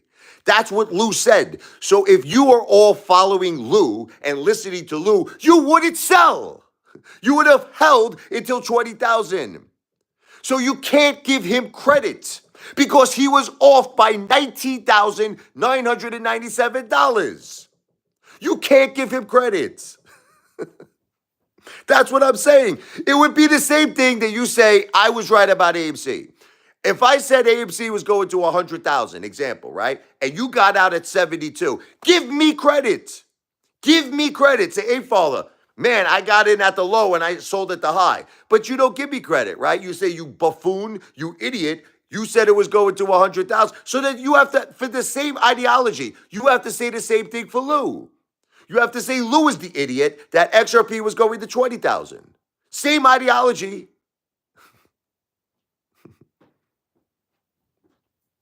Here he goes. What happened to me, Ellie, was a tragedy. You're not listening to me. Ellie, what happened to me was a tragedy. This is what you're not understanding, Ellie. Listen to me. When my wife was alive and my mom was alive, listen to me. I was giving money. Lou never gave money to nobody. Listen to me. I have documented proof that I have given $10,000 of my money to help my 8 brothers and my 8 sisters who were struggling. My 8 brothers and my 8 sisters that were struggling, I gave them $10,000. What did Lou give? Tell me, how much did Lou give? How much did Lou give? Okay? People called me up. Apefather, I have no place to sleep tonight. Here's $300. Apefather, I have nothing to eat. Here's $400. Apefather, my car broke down. Here's $400. Apefather, I have a baby on the way. My wife's pregnant. I can't afford anything. Here's $500. Okay. When I was in a good position in my life, I helped people. Lou didn't help anybody. Lou was too busy stealing money from senior citizens when I was helping people. Okay, let's face the facts. Okay, I help people. Now, here's the thing. What happened to me is a tragedy. That's what none of you see. You're trying to blame. How could you blame me for a tragedy? How could you blame me for a tragedy? You're blaming me because my wife passed away from cancer and from aspiration pneumonia. It's my fault. It's my fault that my mother passed away. My life got turned inside out. My life got turned inside out. And because of all of this, not only did I lose the love of my life, my beautiful wife, who's my soulmate, and none of you care. You have no heart. You don't care how much I'm suffering. You don't care that my beautiful children, their mother passed away and their grandmother passed away. You don't care because you're evil, disgusting internet trolls. You don't care. Okay? Instead, you're trying, once again, just like what you did to me with AMC. You know what you're doing? You're doing the same thing again. You're trying to make it seem like I'm the dumbest mother effer. Guys, this was out of my control. This was out of my control what happened. Yes, it hurt me financially. It hurt me, but it's not my fault. It's no one's fault. It's not Jennifer's fault. Jennifer loved her family with all her heart and soul. She was the greatest mother who ever lived. She was the greatest wife who ever lived. She was the greatest woman. She's the greatest person in the world. She fought and she fought and she fought. Okay? Guys, I'm not begging. Again, I'm not begging. Listen to me. Is this begging? Look, I'm going to show you. I'm going to show you what I do. Tell me if you think this is begging. Here, I'm going to show you the exact concept of what I do. I play the piano. Look, watch. Are you watching?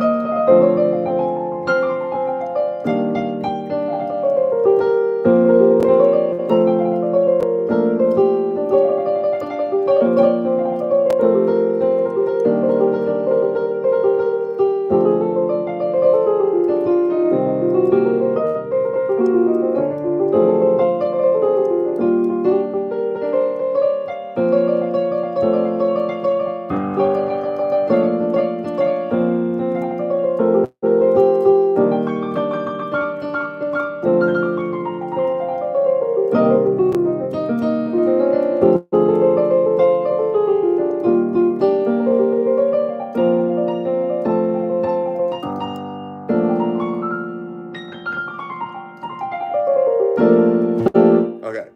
Then I say like this. We had a very tough year. I'm asking people. My beautiful wife, Jennifer, passed away. My beautiful mother, Josephine, passed away. We lost our household income because of this, because I was a caretaker to my wife and a caretaker to my mom. Okay? That's what I say to people. Say, I am playing the piano for entertainment tips because it is a benefit concert for my children. Michael, who is 14, and Sophia, who is 11. And if you would actually give a beautiful cash app tip, an entertainment tip, I'm going to record a video for you called the Thank You Song video, where I'm going to play a song to celebrate your good deed. and to celebrate the beautiful life that my wife and mother lived. Okay? That's what I do. That's it. That's it. So, in other words, it's a person is going to either want to do it or not want to do it. But I am just asking them. You see what I'm saying? I am just asking them. Nobody's giving me money. I made $7,000 last month. Apparently, someone's giving me money. One person gave me a $1,000 Cash App. What are you talking about, Ellie? Ellie, I made $7,000 last month. What are you talking about? No one's giving me money. Like, where are you getting this information from? Where are you getting it from? God bless you, demonic minx. God bless you. Because I need that every month. Ellie, are you just stupid? Let me ask you a question. Are you just stupid, or is it that, like, when you were a child, did you fall off a tree? Did you fall off a tree? Did you bang your head? There has to be something wrong with you. I lost, thank you so much, demonic minx. God bless you. I lost 7,000 every month. That was the income that we had coming in. The income that we had coming in was 7,000 every month. So in other words, do you know what $7,000 is to me? It's 1 month. Meaning I need 7,000 again next month, and I need $7,000 again the following month, because that is the income that I lost when my wife and my mom passed away.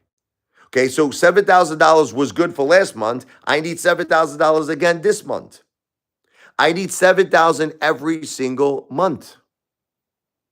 No, but I'm just trying to answer your question. You're asking me a question. You're saying, if you made $7,000, then why do you still need more?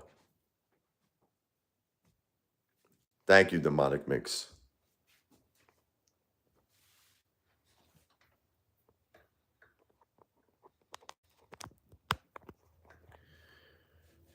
You want to know what it is with these people is that they don't have a case against me. That's all it is. They try so hard to fight and to fight and to fight, but they got nothing at the end of the day. They got zero. They got nothing.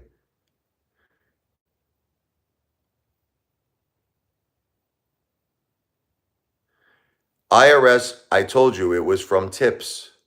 I told you this already. It was from GoFundMe and tips. It was from GoFundMe and tips. Ellie, when children lose their mom, I know you don't understand this. When they lose their mom and they lose their grandmother, you got to keep them occupied and busy. And they want to be happy. So I take them out and we get food.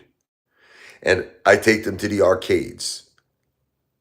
I am not disrespectful to anybody, and it's not a donation. It's an entertainment tip. You like to use that word, donate. Does it make you you get like excited when you use that word, donate? It's an entertainment tip. It's an entertainment tip. It is not a donation. I am not a charity. I am not a 501c. It's not feast. We go to Jersey Mike's.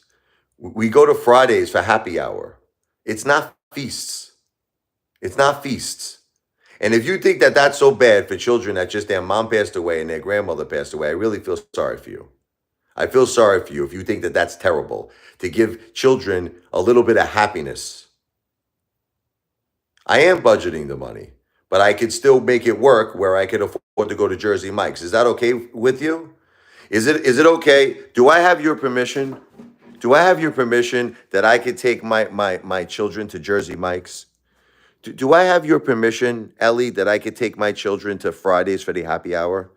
Do I have your permission? Is that okay with you? Do I have your permission? Because it seems to me that you disapprove. It seems to me you disapprove that I take my children to Thank God It's Fridays. You disapprove.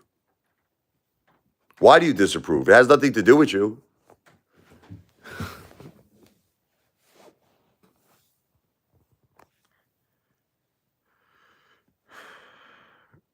That's right, IRS taxman.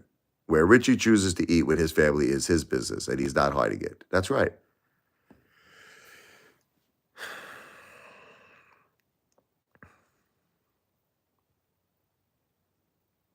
You want to hear something? One of you psychopaths called up Child Protective Services. Okay, I'm going to admit something to you. Okay, and you make up all these bullshit lies about me. Okay, so they came down. I'm going to say something to you. Okay, and one of the things that was said was that I eat out every night, and someone was trying to say it's unhealthy. Okay, do you want to know what Child Protective Services said? They said that's my prerogative. They said if I want to eat out every night, they said that is fine with them. Okay, that's fine with them. They have no problem with that at all. Okay, so did you hear me? Did you hear me? They don't have a problem with it.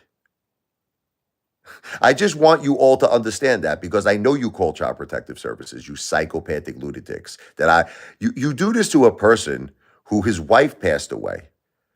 My wife passed away. My mother passed away. Okay, and you're doing this when there are real children out there. Listen to me, that really are hungry and starving. You could call them, but I have nothing to hide. I'm a great father.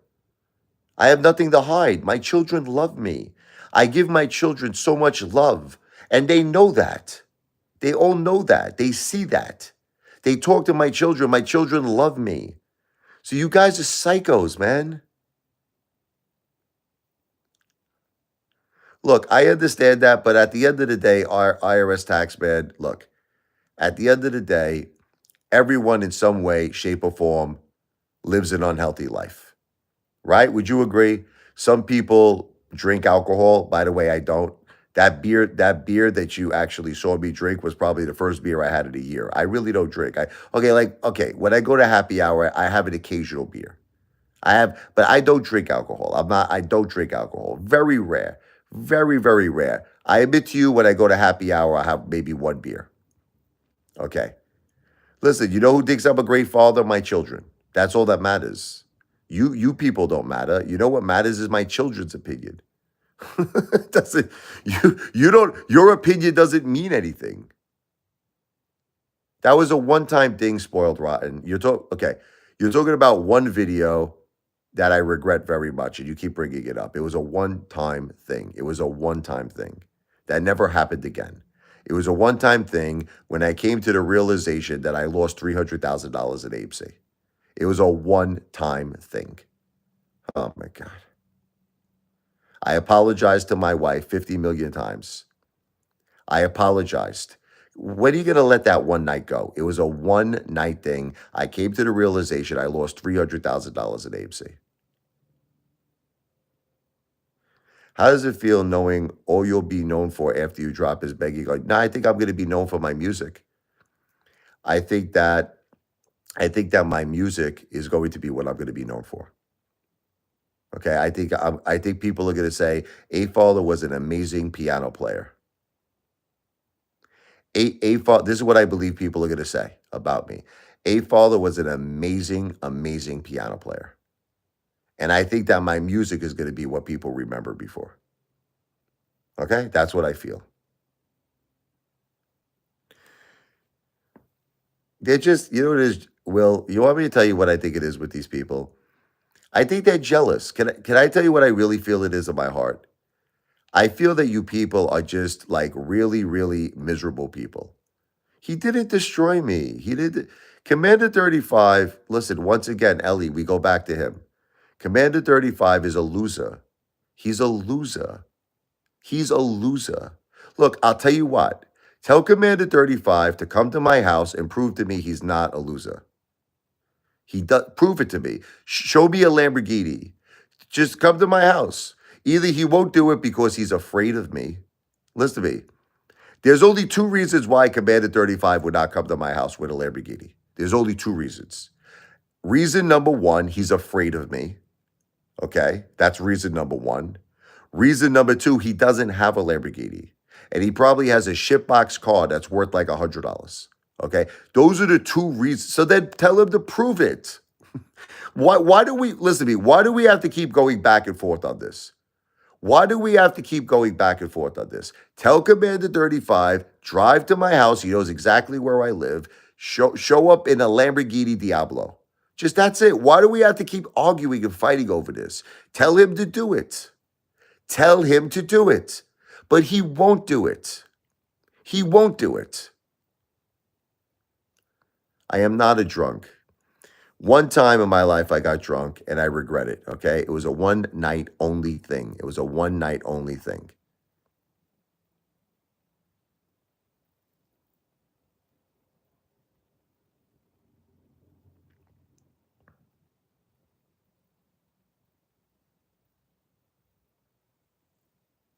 Look, you're changing the subject. Okay.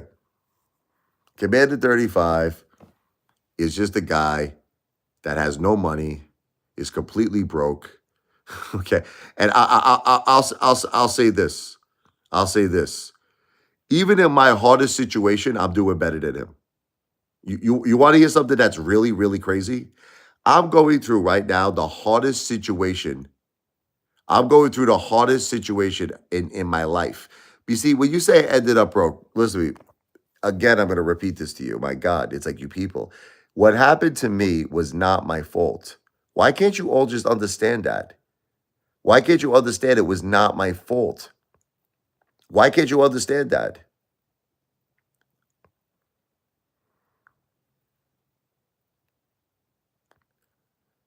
Ellie, once again, there's a very simple way for all of us to come to this conclusion. Look, all right, then explain this to me.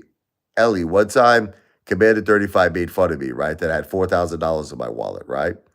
I told him to make a video showing, he was making fun of me. He goes, that's all you have? You only have 4,000? You're not a superior person like me. This is what he said. So when I said to Commander 35, I said, go make a video right now with $4,000. And he never did it. How do you explain that? How do you explain that if he's so rich? Why couldn't he go make a video? Then I made a video that I had $20,000 and he still didn't make the video. And he still didn't make the video. How do you explain that? How do you, if he has so much money, why doesn't he show it?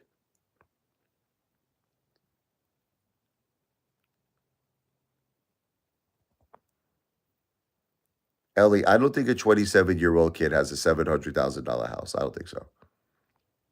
I don't think so.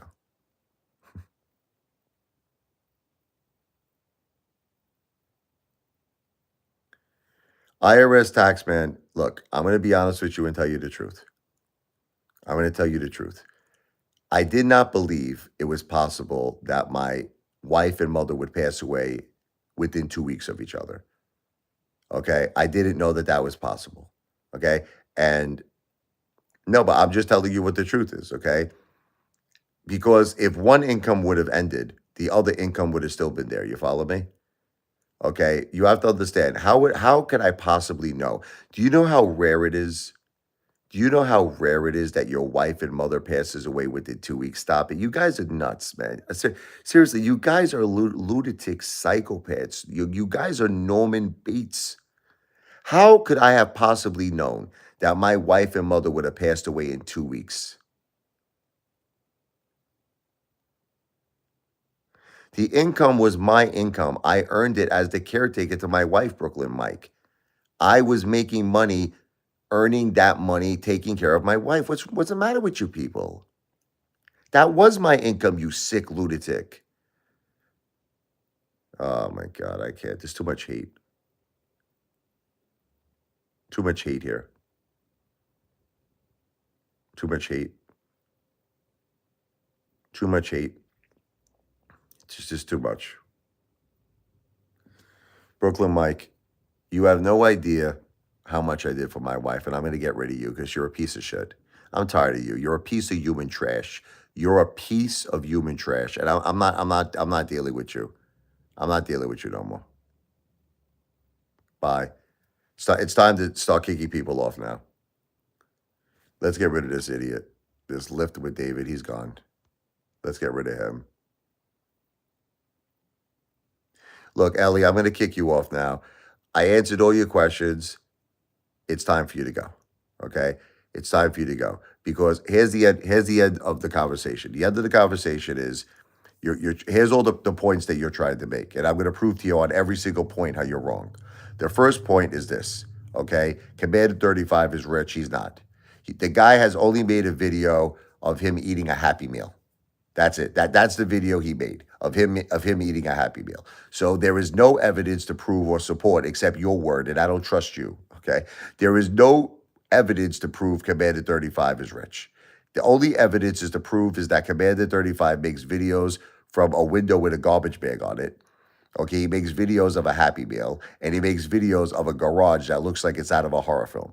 Okay, there is no other direct evidence that Commander 35 has any money. That's it. As far as Lou, XRP, he said it was going to $20,000. So if you sold, they made money on XRP, you cannot credit Lou. You cannot credit Lou at all. Lou went to jail for fraud. Lou stole $73,000 from senior citizens. And the result was he went to prison, okay, for fraud. Okay. Now, did he pay it back? Yes. He paid back the restitution with money he made from lying to all of us, saying he had secret connections, okay, that AMC was going to 10,000 in the dark pools.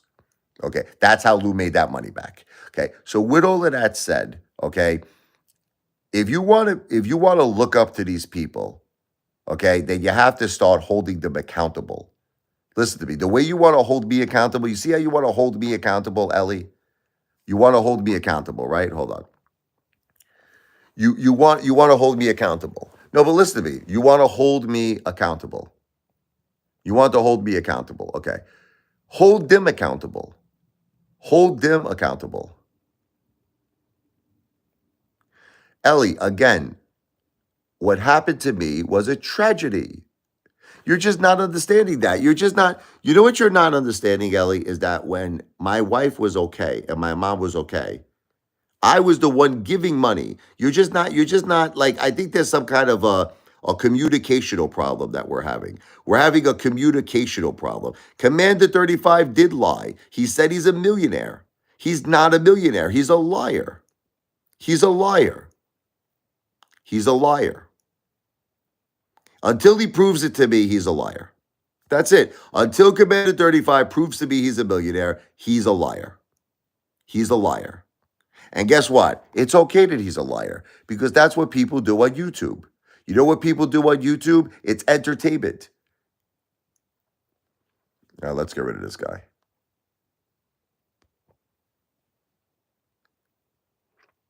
All right, I'm done with you, Ellie. Now, let me just say this before I end this live, live with you haters. Despite the fact that Lou stole money from senior citizens, I was very proud of him. I was very, very proud of him that he paid back the restitution. Now I'm going to say something positive about Lou. I was very proud of him that he paid back the restitution. He turned a mistake into a positive. And that's all we could do in this world. All we could do in this world, if we make mistakes, we could correct them. Lou corrected the mistake. So for those reasons, God bless Lou. He did the right thing. I wish Lou and his family nothing but the best, okay? Seriously, I really mean this. May Lou rest in peace.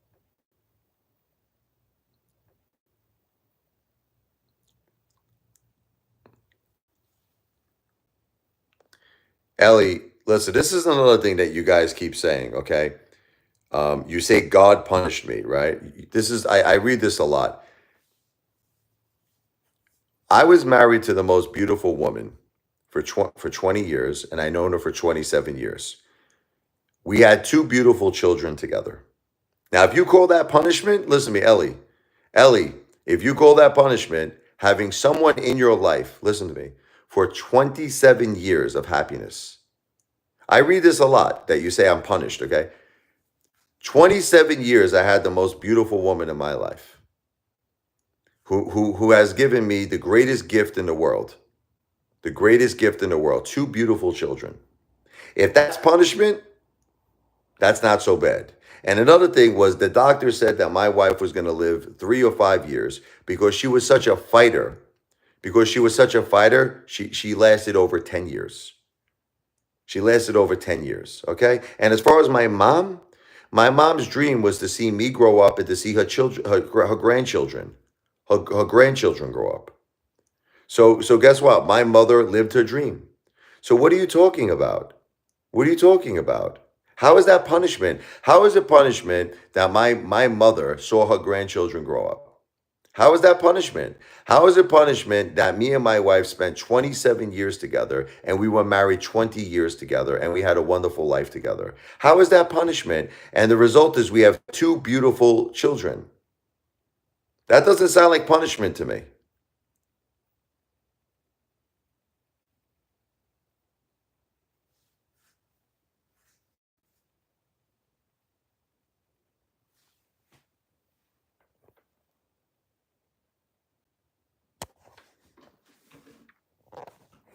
Do you hear me clearly now? Do you hear me clearly? What are you talking about? Spoiled rotten. I did not want my wife to pass away. What are you talking about? I did not want my wife to pass away. You don't think my heart breaks for my two children? What's the matter with you? You think I wanted my wife to pass away? I love my wife so much. I wish it was me and she was here with the kids. You understand me? I wish it was me that passed away. My wife was here right now with the children. What are you talking about? Why do you say these things for? Why do you say these things for? It's terrible, man. It's terrible.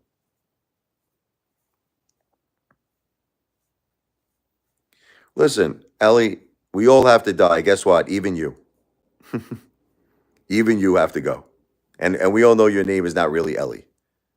But we all have to pass away at some point. Even you. Well, it's the truth. Do you feel that you're going to live forever? Ellie, do you feel you're going to live forever?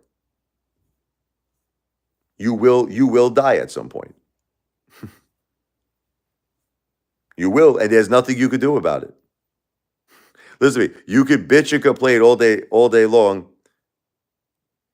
Yeah, but you will die. Correct? Listen, you will pass away at some point.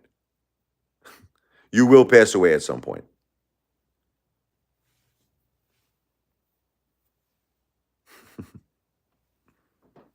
You will pass away at some point.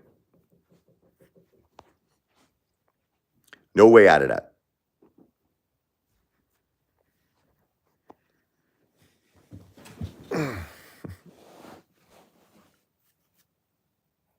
It doesn't matter if you live longer than me.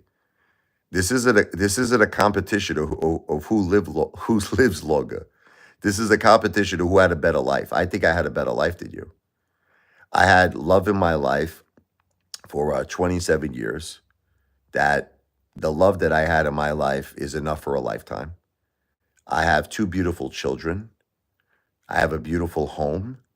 I had a beautiful mom who raised me and was the greatest mother. I'm so blessed that I have my mother in my life. Okay, so I had a good life. How about you? I don't think you sound like very miserable to me. You sound like a very miserable person. That's all. You don't sound like a very happy person. You don't sound like a happy person to me.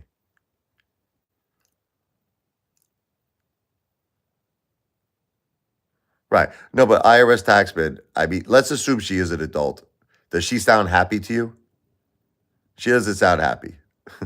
She sounds like a very, very miserable person. So that's just the way you sound. You don't sound happy.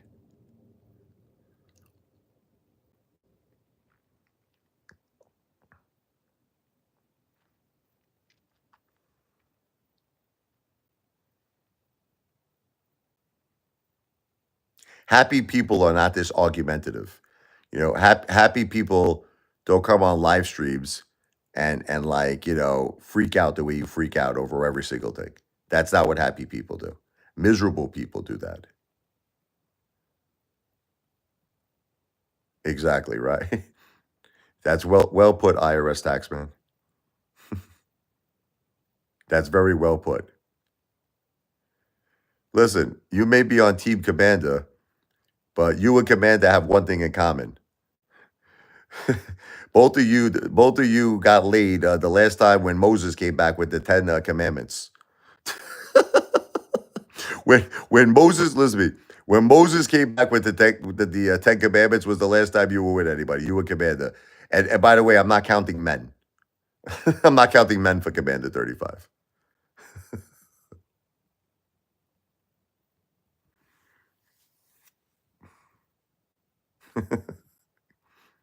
Maybe when Moses comes back, listen to me. Maybe when Moses comes back with a new set of 10 commandments, it'll be your lucky day. We'll just have to wait for that. Jennifer said, spoiled rotten, that I've given her the greatest life that she could ever possibly imagine. And she told me. She told me that I made her so happy in her life. And all that matters to me is what Jennifer feels, like not what you feel. Okay? Remember something, at the end of the day, guys, I'm not here to please you. You understand? You have the right to your opinions. You could say whatever you want to say, but my wife said that I gave her the greatest life that she could possibly ever dream about. I gave her the greatest life. So that's it. Now, you disagree with that? That's your prerogative. You have the right to disagree. But my wife told me that I did everything that she ever dreamed of. All right. And that's enough for me. That's enough for me. So you could all keep hating and hating and hating, but my wife loved me with all her heart and soul. And I loved my wife with all my heart and soul. And we had the most beautiful life together. Now, you guys want to keep hating on that, and you guys want to keep hating. You could hate, but you can't change the reality. You can't change the reality of how in love me and my wife were with each other. You can't change the reality. You can't change the reality with how happy me and my wife were together. I did give her a great life, yes. Les, listen to me. You want to hear the great life that we had? We were fortunate enough, me and my wife. Are you ready to live out pretty much everything we've ever dreamed? You want me to tell you? Okay. My wife, I'm going to tell you all of her dreams. Her dreams were, first of all, to get married and to have children. Okay. And not only did we get married and have children, we have the two best children on earth. We have the most amazing, in every way, such talented kids. Great looking kids, talented kids, funny kids, beautiful, beautiful children. So we are both blessed. I don't care what you people say. We are both blessed that we have such beautiful, beautiful children. Such beautiful children. Okay, so that's the first dream that we accomplished.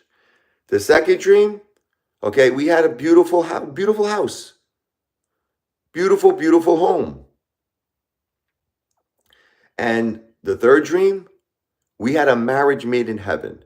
No matter what you guys think, our marriage was filled with happiness, love, family, and just the most amazing partnership between me and my wife. I mean, we had it all. We really had it all. Jennifer was the perfect wife, and I was the perfect husband. I'm not delusional. Listen to me. Why can't you respect how me and my wife felt about each other? Look, if you feel differently, that's your prerogative.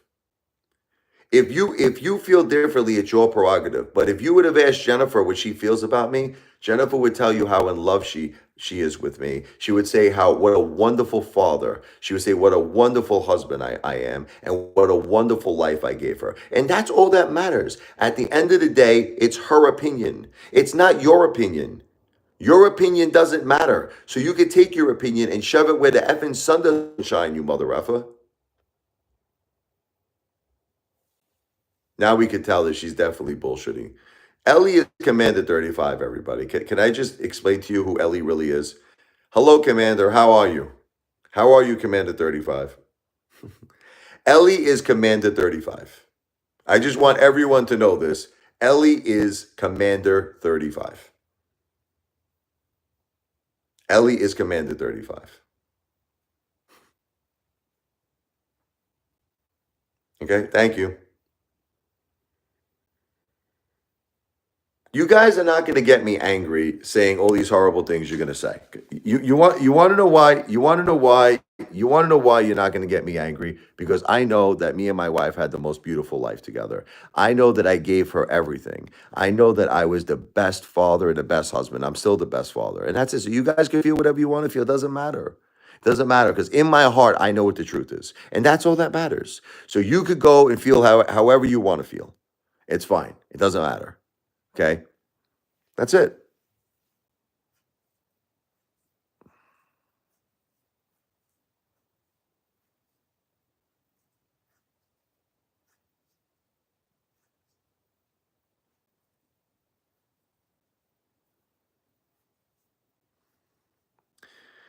Spoiled, this is the truth, spoiled rotten. You want me to talk about her family? This is the thing. Her mother loved me very much. I'm going to tell you who we were really close with in Jennifer's family. We were close with her beautiful mother, Linda. Unfortunately, she passed away in 2017. Her mother loved us. Her mother loved me and Jennifer and her grandkids. Oh my God, did she love her grandkids? Okay. Her grandma Rose loved us. We were so close. Okay. And we're very close to her father. Unfortunately, her father has dementia. Okay. Unfortunately, he has dementia. Okay. So that's basically who we were close to in her family. Once again, it's not our fault what happened. It's not our fault that her beautiful mother passed away. It's not our fault that her beautiful grandmother passed away. It's not her fault that her father has dementia. Okay, like what do you people want from me, man? Like what do you want from what? You have so much heat. I have a lot of friends, a lot of family that love me. Okay, a lot, a lot. Okay, I'm just saying to you that I respect the fact that people have their own lives and that people can't be with me the way my wife was with me. Listen, my wife was with me 24 hours a day, 7 days a week. I can't expect that from anybody else, but a lot of people love me. A lot of people love me, not even counting my kids. I speak to my cousins like 3, 4 times a week. You know what I mean? I have a lot of friends. I just went out with my buddy recently to Great Adventure, my buddy Joey. I went out with my buddy John. They're here for me all the time. They call me up every day.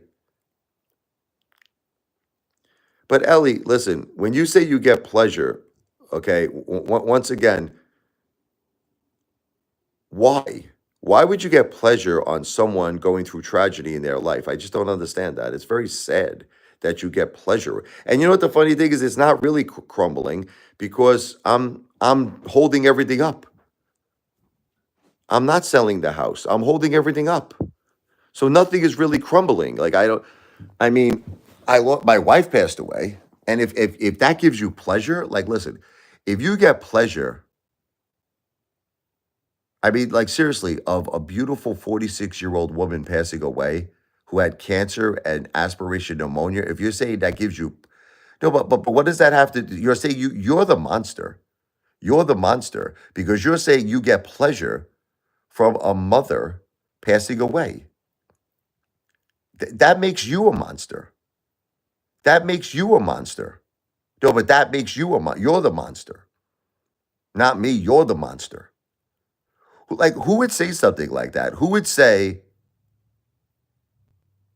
yo, God bless you. Who would say that they get pleasure, right? Over a 46-year-old mother passing away? Who would say that? Because you said that. You said you got pleasure out of it. Did you also get pleasure that the kids lost their grandmother too? Did that make you excited as well? Were you very happy about that? Were you happy that the children lost their grandmother? That must have made it. You must have been singing, "Oh, happy day," right? You must have been very happy over that.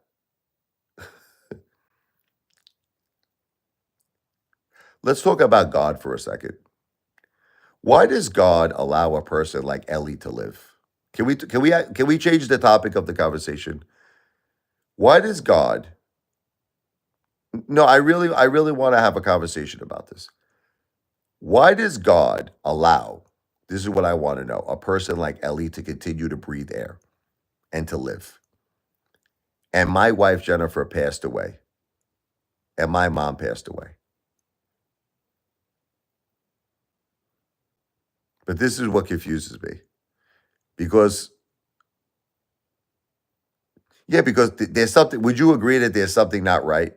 How could someone as disgusting and pathetic as this person, Ellie, which we know is Commander 35, by the way,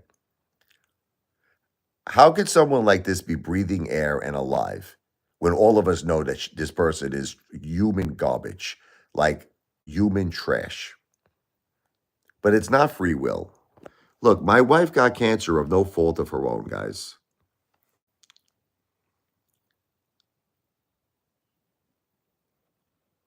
Well, at least Spoiled Rotten said something nice. He at least said that he feels bad. You don't, it's not donate, it's an entertainment tip for the last time. I'm not a charity. But you don't have to give an entertainment tip, Spoiled Rotten. You don't have to do it.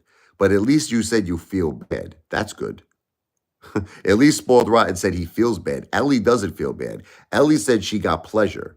Ellie said she's getting pleasure over the fact that a 46-year-old mother passed away from cancer and aspiration pneumonia, and that a 75-year-old grandmother passed away. She said that she gets pleasure.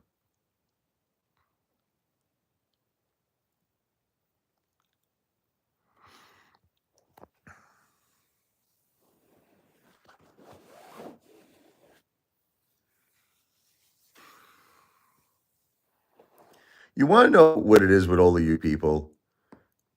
You say a lot of disgusting things. Do you think you would say it to my face? Like, I'm not trying to be mean or anything like that, but I'm really being serious. Like, let's take Commander 35. Do you think Commander 35 would have the actual guts? Let's use him as an example to come to my face and to say these things right to my face. Who believes that in this chat? So I offer him to do it. Okay, but let's stick with Commander 35 for now because he's your hero.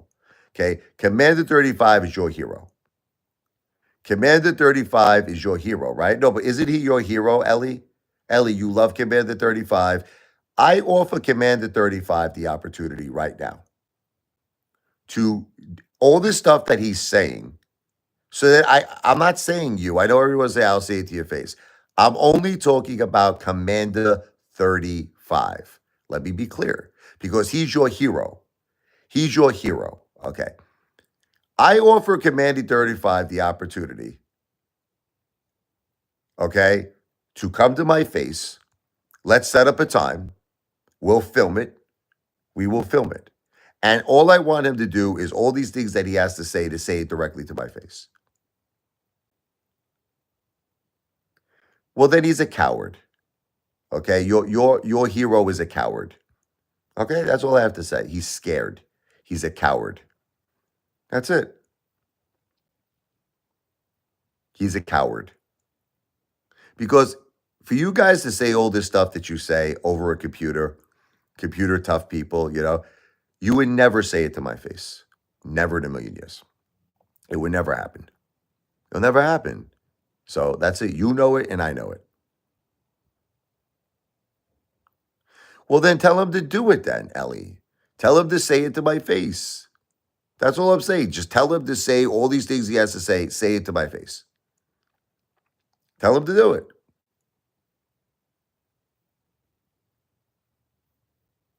So then tell him to do it then.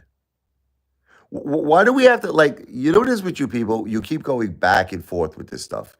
You keep going back and forth, but you ever notice how there's never like an actual end solution? There's like never an end solution. Here's the solution. Tell Commander 35 to send me an email. Richard, it's RichardLe101 at gmail.com. Send me an email, set up a time and a day. Just come to my house.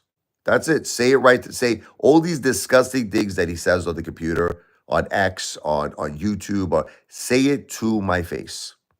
That's all he has to do. Say it to my face. That's it. But he won't do it. He won't do it because he's a coward little weasel.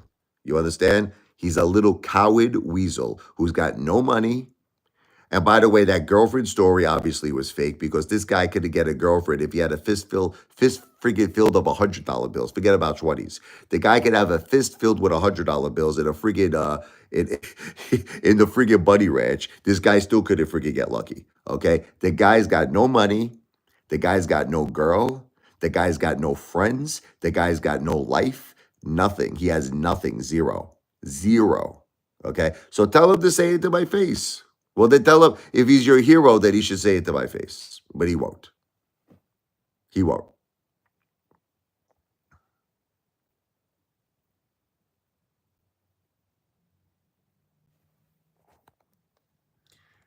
These fucking people. I'm going to say this again, guys. I'm going to say this again. For all the people that are trying so difficult here to hurt me, I'm going to say this to you again. Okay? Unlike Lou, who stole money from senior citizens, which, by the way, none of you have a problem with. I find it to be so, you know what I find it to be so amazing? How like you worship Lou. This is what I find. I find this to be very interesting.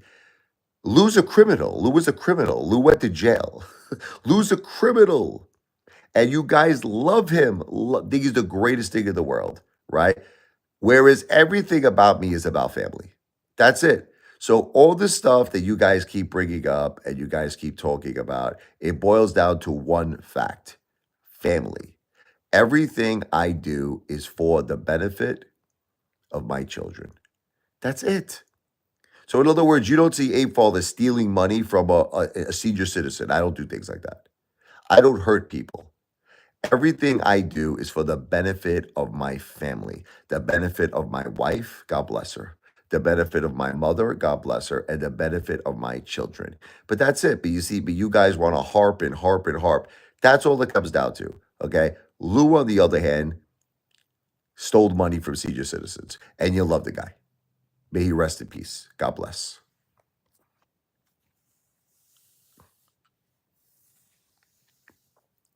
Look, you can love Lou, but do you agree that spoiled ride? Let me ask you a simple question. Do you agree that Lou stole $73,000 from senior citizens? It's a simple question. Listen to me, put aside your love for the guy. I know you love him so much that you'll suck on his Latin balls. Listen to me. I understand that you probably have fantasies of night of that. Put aside that you love the guy. Put aside that, okay? Did Lou steal $73,000? Okay, so then you agree that he did that, correct? Spoiled Ryan.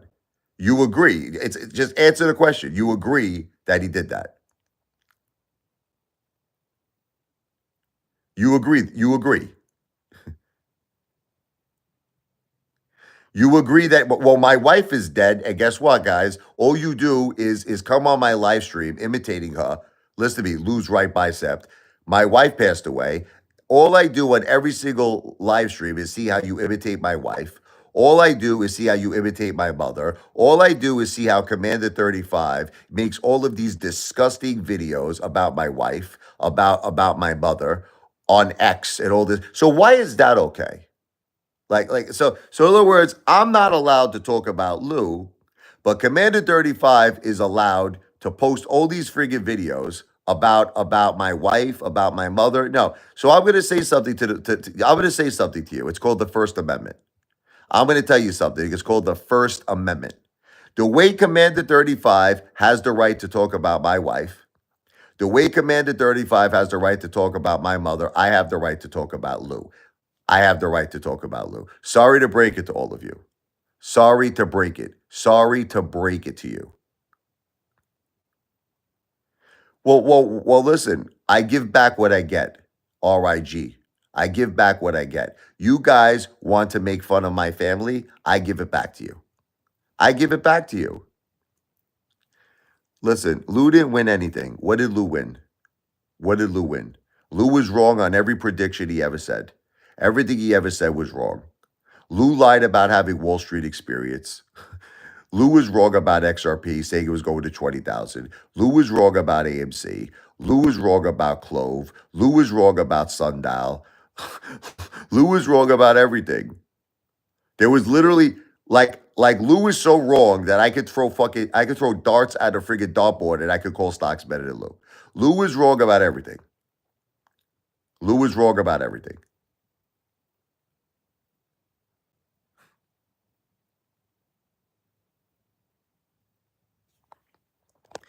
Listen, WTF made another screenshot. I don't know if you saw this. WTF 198 made another screenshot of that he had over $1 million in his account. Do you believe that one too? There's another screenshot that he has on his YouTube channel, and it's that he has over $1 million in his portfolio. So if you believe that one, then you should believe everything. Okay. Lou did that too. Lou did a screenshot that he had over $3 million in his account. Lou said he had over $3 million. And by the way, I found the Photoshop copy of it. I found the Photoshop copy of it. And then Lou went crazy, by the way. Lou flipped out when I brought it to everyone's attention that Lou said he had $3.6 million in the account. And it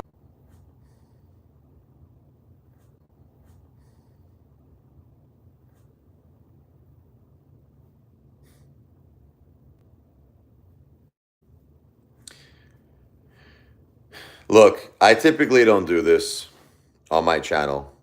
I typically just want to keep my channel peaceful. But you guys piss me off, man. You guys really, really piss me off. My phone, the battery is low. You guys piss me off. Okay? I don't want to do this no more. I'm trying to keep this channel no hate. I'm trying to keep it love. We went through a major, major heartbreak in our life. Okay, we guys, when you say that Lou has eternal love, God bless him. I don't understand. Like, why do you feel like I don't like? Why do you feel that like I don't want people to love Lou? I'm just saying he was a con man. That's all I'm saying to you. I mean, you could love him. Okay, you could love the guy, but he stole money from senior citizens. You could love him, but that doesn't take away the fact of who he truly is. That's all. That's all I'm saying. I'm just stating a fact. Lou was a criminal. That's all. Lou was a criminal. So listen, you could love Jeffrey Dahmer. You know what I mean? You could love Ted Bundy. You could love Charles Manson. You could love Richard Ramirez. They're serial killers. I'm not jealous. I'm not jealous. I'm just stating the facts. I'm just stating the facts. That's it. So you might as well go love a lot of people. Go love a lot of people that are freaking criminals. That's all. I never conned anybody in my life. I never ever conned anybody in my life. Nope, not one person. I'm not a criminal. Listen, I'll tell you what, Lou. Lou's right bicep. If you could prove right now that I have a criminal record, listen to me. Let's make a bet. Let's make a bet. If you could prove that I have ever been convicted, I have ever been convicted of a crime, prove it. I'll give you my house because it's my house now. It's not my mother's anymore. It's I'm transferring everything over to me. I'll give you my house. Prove to me I have a criminal record. I don't have a criminal record. I have a clean record. I have never committed a crime in my life. So that's it. No, poor kids is when your father is Lou, who stole $73,000 from senior citizens. That's a poor kid. Ellie, here's how the story ends. Commander 35 is a coward who will never come to my house and approach me because he knows he doesn't have the guts and the balls to do it. Okay? That's how the story ends. So you could go continue to worship a criminal, a con man, and a coward. Okay, you know what I'm going to call it? CCC. CCC. Criminal, con man, coward. CCC. CCC. You continue to go worship those people.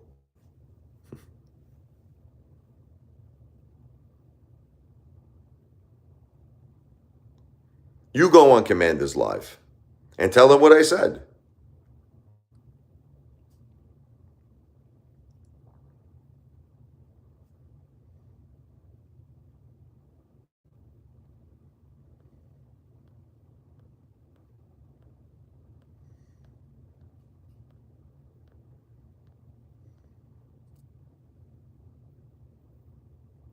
I'm afraid of Commander 35.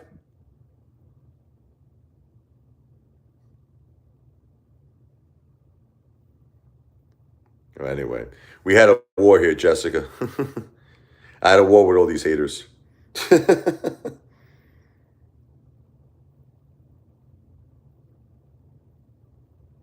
Where is his live? It's on X? Because his YouTube channel is down. This is on X? No, he's good. No, Jessica, put him back. He's good. IRS Taxman hasn't been bad.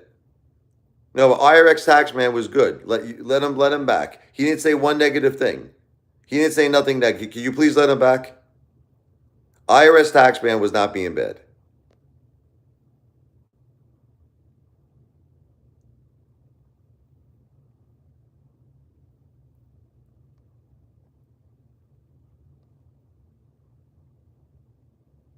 Yeah, IRS Taxman wasn't saying anything bad. Everybody else, I agree with you. But IRS Taxman was fine. He was actually on my side the whole time.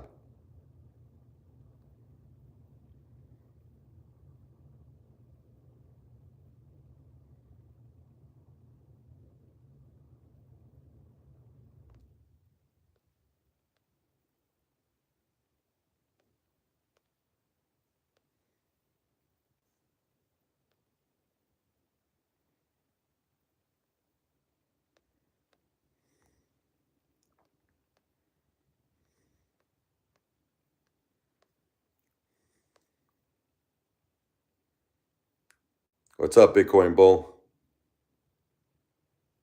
No, probably, Jessica. Yeah, IRS taxman. He's a good guy. You're a good guy, IRS taxman. You didn't say nothing bad. You didn't say nothing negative.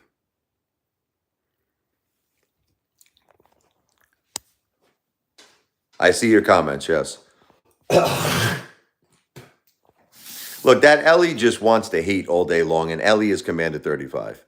That's all. They just want to hate. Can I just be clear? I don't want to talk negative about people. See, this is what nobody understands. Like, nobody understands. I don't want to talk negative. I don't want to fight with nobody. Will, listen to me. I want to keep this channel positive, but these people get under my skin. I'm very hurt over my wife. I'm very hurt over my mom. And these people get under my skin, man. They get under my skin. Like, I swear to you, I want to keep these live streams peaceful. I just want to play my music. I want to be nice. But it's like they come on here and they viciously attack my family. Commander 35, if this is really you, you know where I live. Let's see if you have the balls to come to my house and say it to my face, if that's really you. That's all. That's all. You don't have the balls.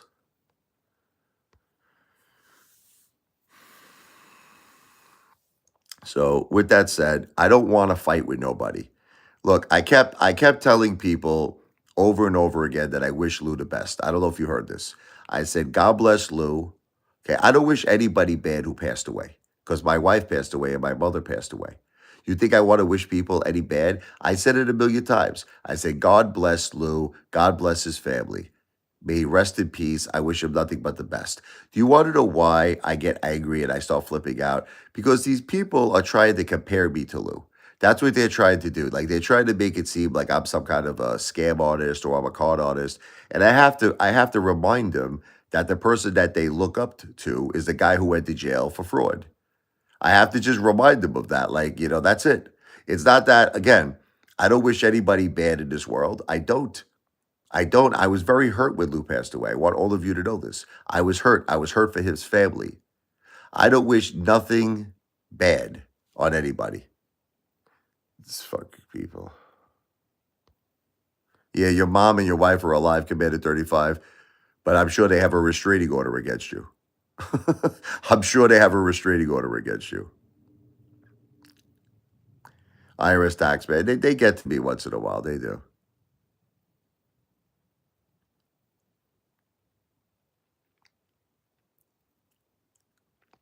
Anyway, let's get back to something positive. I just want to say I love my wife, Jennifer, with all my heart. And I'm really, really hurting over her. Okay, if you all want to know the truth, I am really, really hurting over my beautiful wife, Jennifer, and over my beautiful mom, Josephine. I'm hurting, and I don't need this, man. I don't need these haters always coming here and, just getting me angry and just being completely disrespectful and horrible, evil, disgusting people. I don't need this. And I guess sometimes it gets to me because I'm really hurting right now. I'm hurting over my wife. I'm hurting over my mom. And they say these horrible effing things like that woman Ellie's like, I get great pleasure that your life is crumbling. Like, who says something like that? Great pleasure. Only a very disgusting person. It makes you question God. It makes you question God. Like, why would God allow a person like Ellie, who I believe is Commander 35, to be alive? Like, I just don't get it. Why are they still living? Why is my wife gone? Why is my wife passed away? We have two beautiful kids. My wife never did nothing to nobody. My wife was the most beautiful family woman.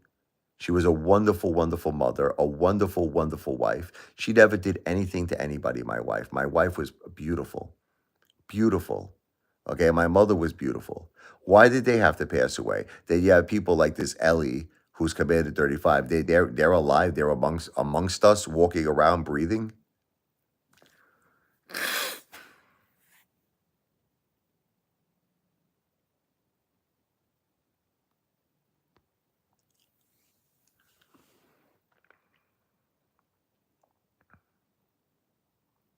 I don't get it.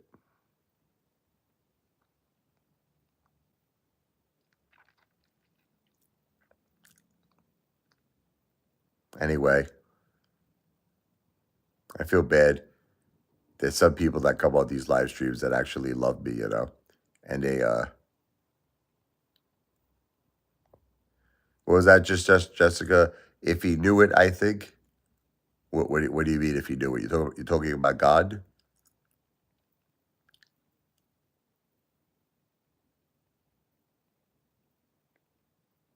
I just don't understand how God allows people like Commander 35 to walk around and live and breathe. I don't get it. Where there are people like Jennifer and my mom who passed away, it makes no sense to me. There's something about this whole friggin' thing that doesn't make any sense to me. Because, I mean, the guy is a complete disgusting human being, these people. These people are horrible people, man.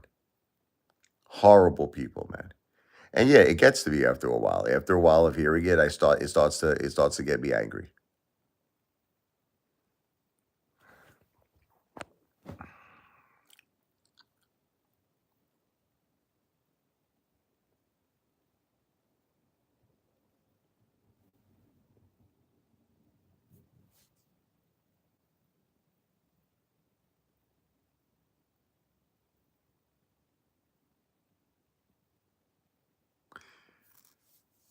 I can't play anything that's copyrighted, guys. I can't do it. And I don't know the Australian national team anthem. Free will cannot exist without bad things happening. Look.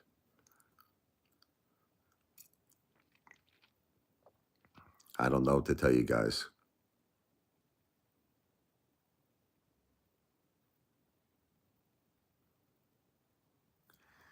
Guys,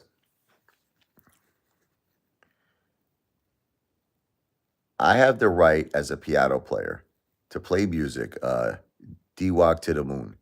I have the right to play music, and if people want to give me an entertainment tip, it's on them. Okay, it's on them. But I'm not doing anything wrong. There's nothing. Listen to me. There's nothing wrong with what I'm doing. I don't know how many more times I have to say this to people. I'm playing the piano. If somebody wants to give me you talk about free will, right? You talk about, is it a free will if somebody wants to give you an entertainment tip? Is that free will? Is that free will? I mean, it's like the same people who are bitching and complaining about free will don't seem to understand that free will is also if someone wants to give you an entertainment tip. I mean, these people are lunatics, man. That's free will too, right? That if I play the piano, right, and someone wants to give me an entertainment tip, that's free will. Okay, so why the F are they so angry about it then for? Right, that's what they always talk about: free will, First Amendment, freedom of speech, free will. No, but I'm saying, but that's what all these haters are always bitching about.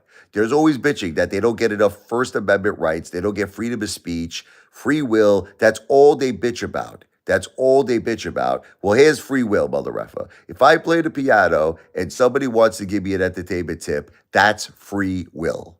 Get over it. That's it. You don't like it? Too effing bad. It's too bad you don't like it. Because that's the way it is. That's the way it is. Very simple. They're like, people get angry because people are giving you tips. Well, it's too bad. It's too bad. It's too bad you're getting angry. I don't give a shit you're getting angry. I'm not going to stop.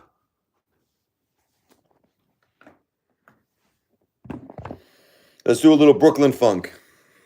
I grew up in Brooklyn. My beautiful mother raised me in Brooklyn. My beautiful wife, we met in Bay Ridge, Brooklyn.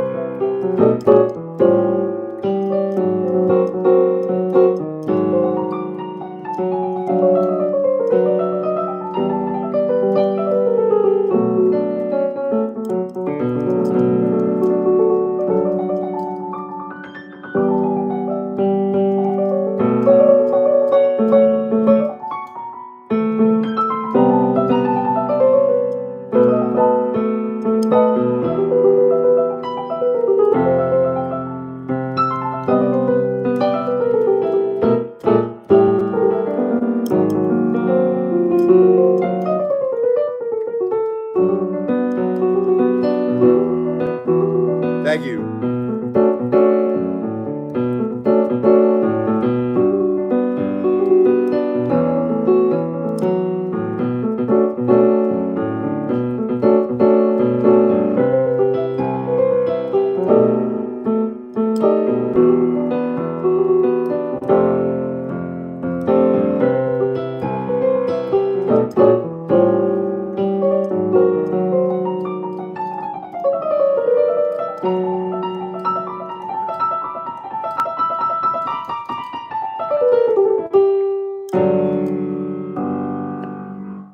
That's an original called Brooklyn Funk.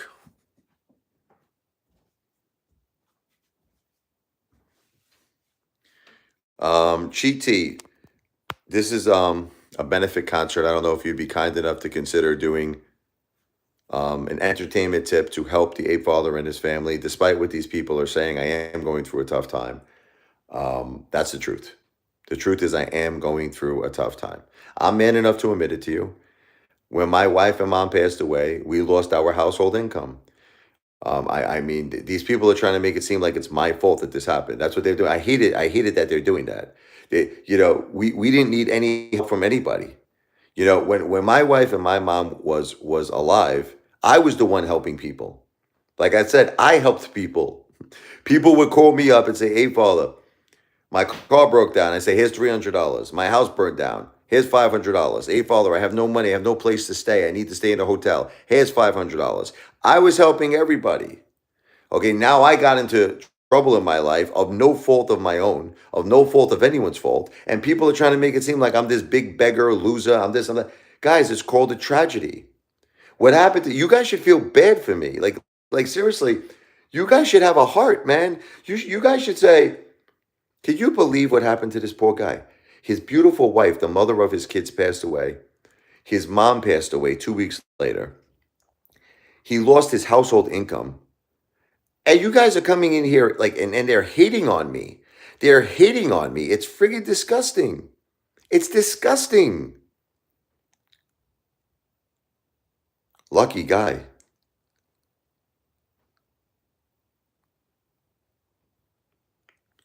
You want to know what it is? I normally don't feed the trolls. Grabbing your loot, grabbing your loot. I normally don't, but sometimes I don't know. No, I know, but sometimes they get to me. It's like you want to know what it is. Look, I'm gonna tell you what it is. Mother's Day just passed. You want me to tell you what it is? I haven't been myself since Mother's Day. Okay, I've been crying my eyes out. You want me to tell you all the truth? I've been crying my eyes out. I've been crying my eyes out since Mother's Day. I'm not doing well at all. I need a lot of therapy. I need a lot of therapy, a lot. And I'm gonna call my therapist after this live stream. I gotta get some therapy because I'm hurting so bad. I'm admitting it to you. I'm hurting. I'm so down over my beautiful wife. She was my soulmate, man. She's only 46 years old, my beautiful wife.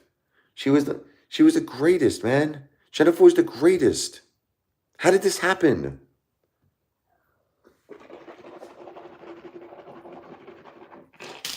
How am I supposed to live without my beautiful wife? We're partners.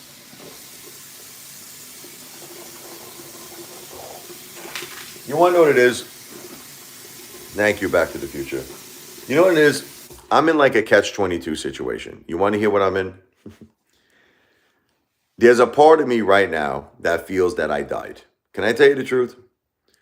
50% of me, and I say this all the time, when her life ended, my life ended. When her life ended, my life ended. Seriously. I don't even feel like being here anymore. Without my wife, without Jennifer? Without Jennifer, I understand, but I'm just telling you how I feel. Can I tell you, do I have the right, him bro, to tell you how I feel? We know how you feel, but I'm telling you how I feel. I have the right under the First Amendment, mother effer, freedom of speech, to tell you how I feel. You understand that? Okay. You disagree with it? Fine, but I'm telling you how I feel. And I don't feel happy. Okay, I don't feel happy. I feel horrible that my beautiful look, my mom, here's how I feel. She was 75. I love my mother, but she had the opportunity to live most of her life, and she saw her grandkids grow up. I'm very sad that my mom passed away, but there's a little bit of peace in my heart knowing that my mom at least had the opportunity. She saw her grandkids. That was a dream. She saw her grandkids.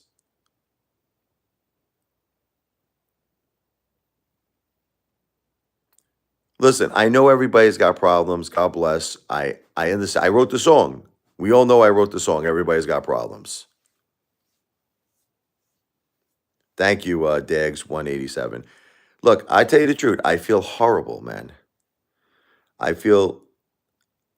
Thank you, grabbing your loot. I feel horrible, man. And that's why it gets to me with these haters because they just keep digging and dig. They don't stop, man. They don't stop digging and digging, and eventually it gets to me. It gets to me because I say to myself, these pieces of trash are still alive. These pieces of human garbage are still breathing air, and my wife isn't, and my mom isn't.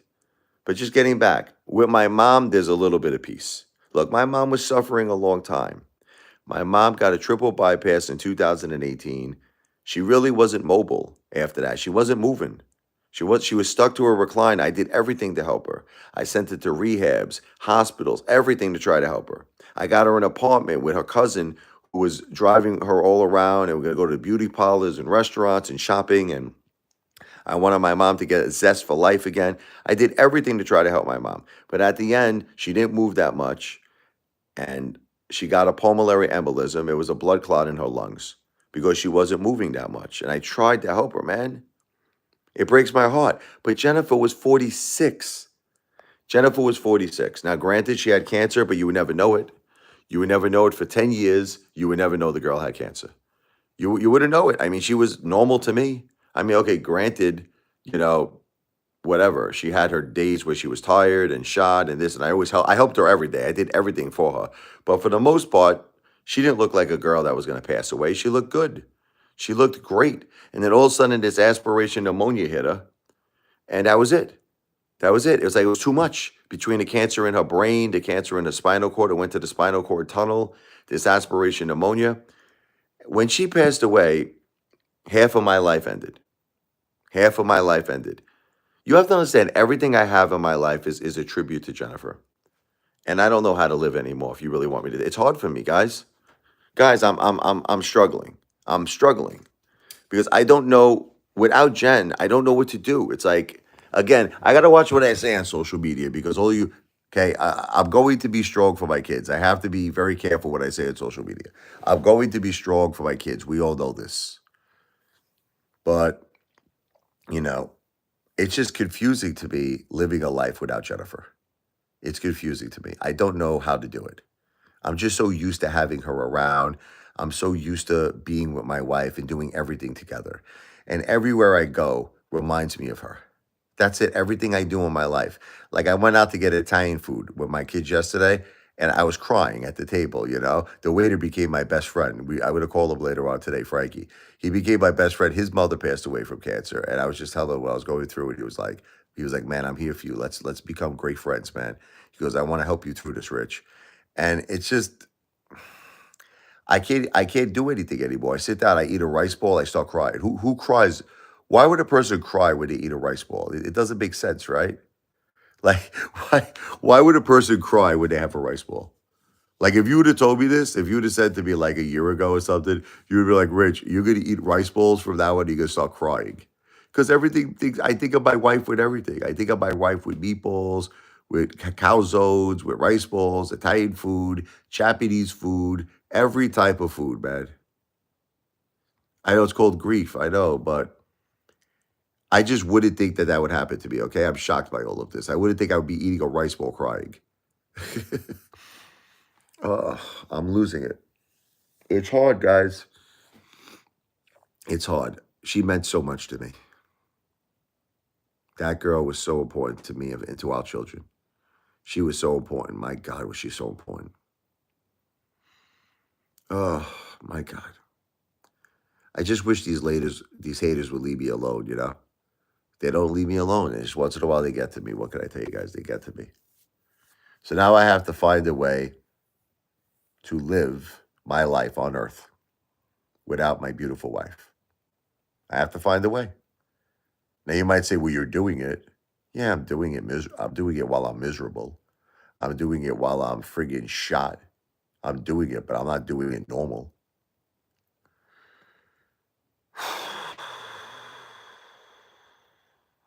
Anyway, for all the people out there, this is about my kids now. Okay, listen, put aside your feelings for me.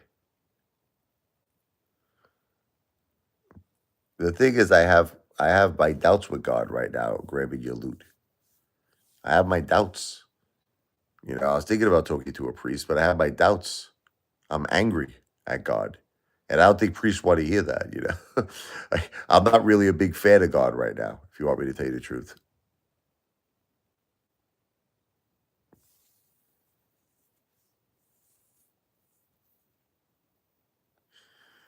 Mariah, I agree with you. I agree with you. And I've always said the exact words that you say. We should all be there for each other. And right now, I'm going through two major problems, emotional and financial. My emotional problems is this: my wife passed away, the love of my life, my soulmate. Now, there's nothing that I could do about that, and there's nothing you could do about that. My mother passed away. You only have one mom. She was my best friend, the greatest grandmother, the greatest mother. My wife was the greatest mother and my best friend too. So they both passed away. There's nothing I could do about that. There's nothing you could do about that. But here's something you can do. If you listen to my music, I'm going to play a song for you right now, and you like it, you can give an entertainment tip to help a family in need that has two children. I have my daughter is 11, Sophia. My Michael is 14. You could give a cash app, right? You could give $5, $10, say God bless you and your family. We lost our household income. I was my wife's full-time caretaker. We lost around between that and my mother's income, 7,000 a month. So we're going through a lot, and I'm just asking people to find it in their heart to do a small cash app. And by the way, if you see the cash app, it's right here. It's pinned at the bottom of this chat. You see the comment that's pinned, Back to the Future. He's also a moderator. But if you see that comment's pinned, click on it. You'll see my cash app. It is the $ Richard Levoy. Very small cash app would make a world of difference. Can't get anybody to give me a cash app today. I think one person just gave a super chat. It was like $2. It's terrible.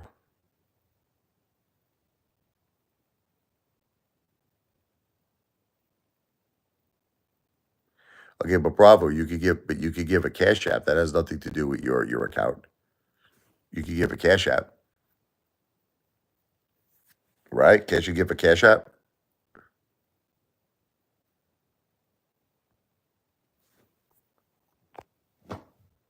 Oh, you're from the UK. Okay, don't worry about it, Bravo.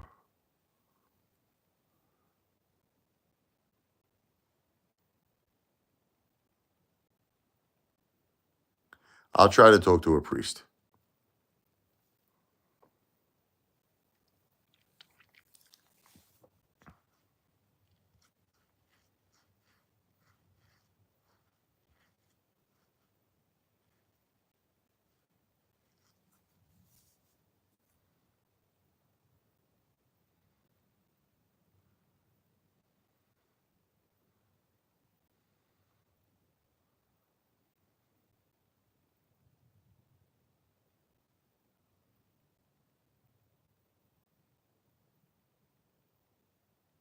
I live in New Jersey.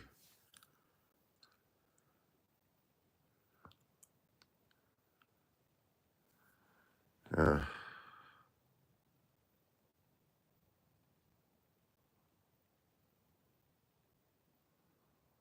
and I'm shot here. I just don't understand why my beautiful Jennifer had to pass away at only 46 years old. I didn't want my mom to pass away either. I love my mom, but Jennifer, 46 years old. Why? Why did this happen for? I miss my wife so much, man.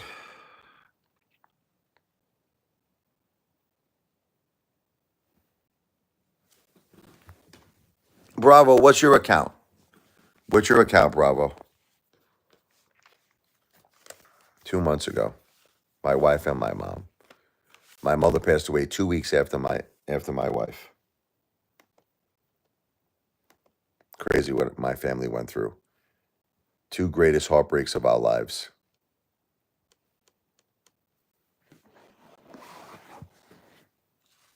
Roger Hollis. Hold on, let me just see if I could fix this for you.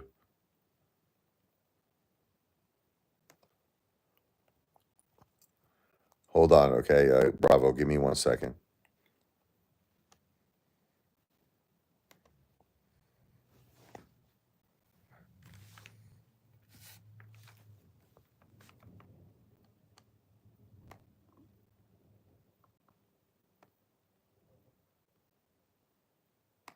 Give me 1 second.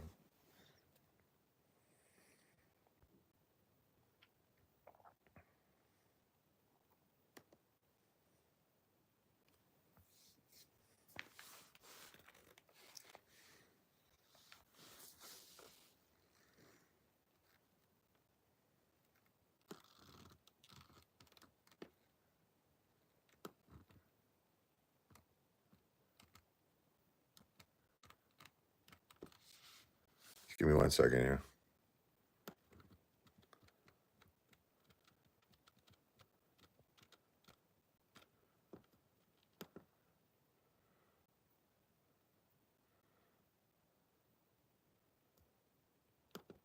Come on.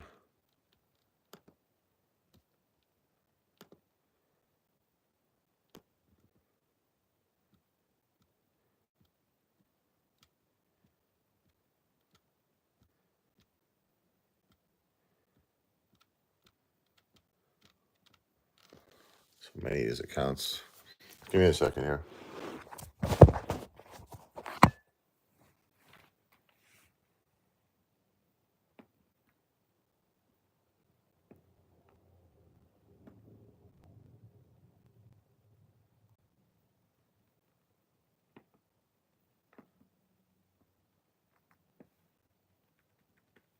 God, it's so hard.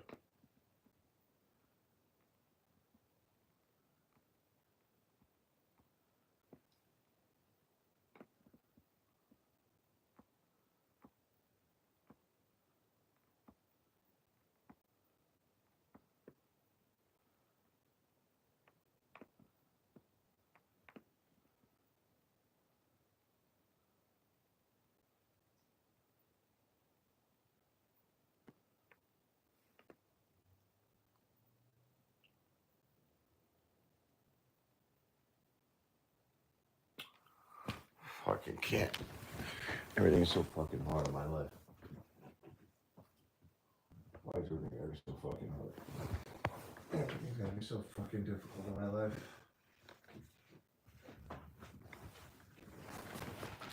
Sorry guys, I'm doing something. I gotta charge my laptop here. Hold on. Sorry, give me a second.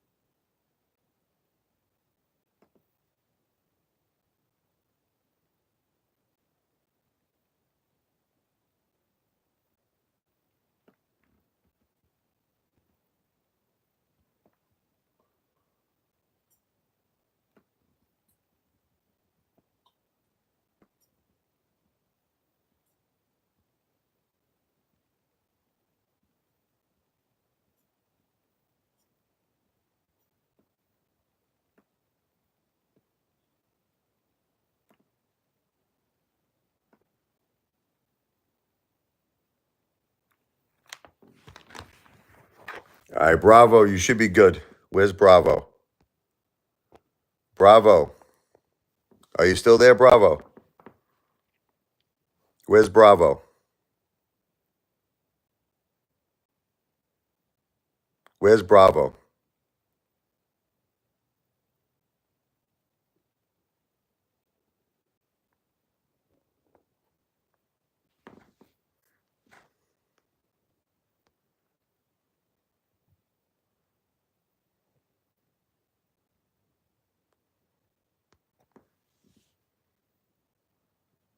Is Bravo still here?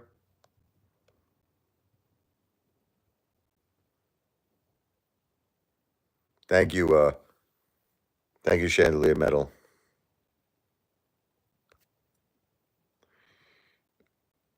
He left. Well, I unblocked him. That Roger Ellis. So he'll notice the next time he comes back, he'll be good. He had to pick up his kids, buddy. Okay. Vinny Bath Avenue. Bath Avenue boys. So, the truth is, I don't like fighting with nobody. Like I said, I really, I read sheet music.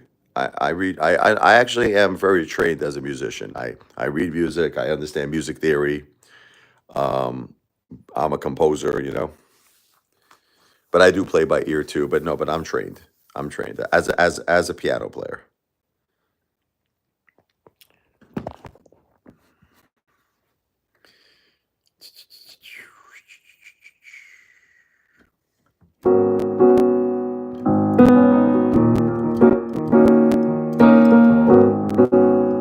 I gotta start doing this song.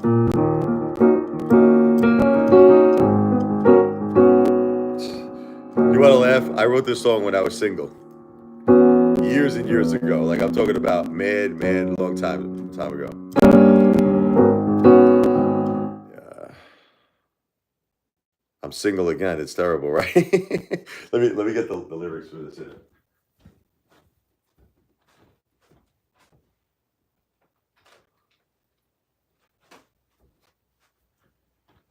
I wrote this song. When I first broke up with Jackie. I was probably like, I don't know, 19, 20 years old. I haven't done this song in so long. I gotta start doing this song again. It's called How Many Times a Day. It's basically about a guy who wants to pick up a girl, but he never knows the right line. He doesn't know what he's gonna say, if he's gonna make a fool out of himself, and he's very scared. He's procrastinating. He's hesitating. I was listening a lot to Sting when I wrote this. The Police. I don't even remember the words. I gotta look up the words here. Yeah, how many times? This is a great song. I love this song. I gotta start doing more of this song. I was thinking about this song. Gotta find the words. Give me a second. This is an original song I wrote.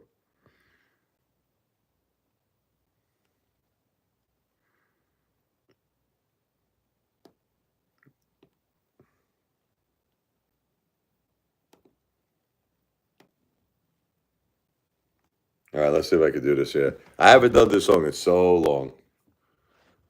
Oh man, I'm a single guy again. I'm a single guy. I don't want to be single. I miss my wife. Hold on.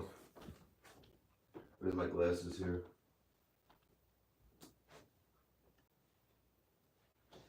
Where is my glasses?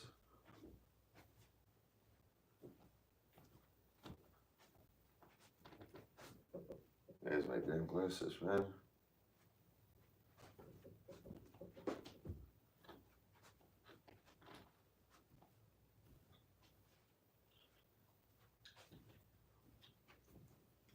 All right. All right, this one's called How Many Times a Day? You're gonna hear like the I'm sorry guys, I gotta charge my phone, man. It's crazy, my phone. I gotta charge this phone. Anyway. Yeah, my battery. It's just my battery. I'm going to do this song how many times a day? Hopefully I have enough juice here. I was thinking of Sting when I wrote this.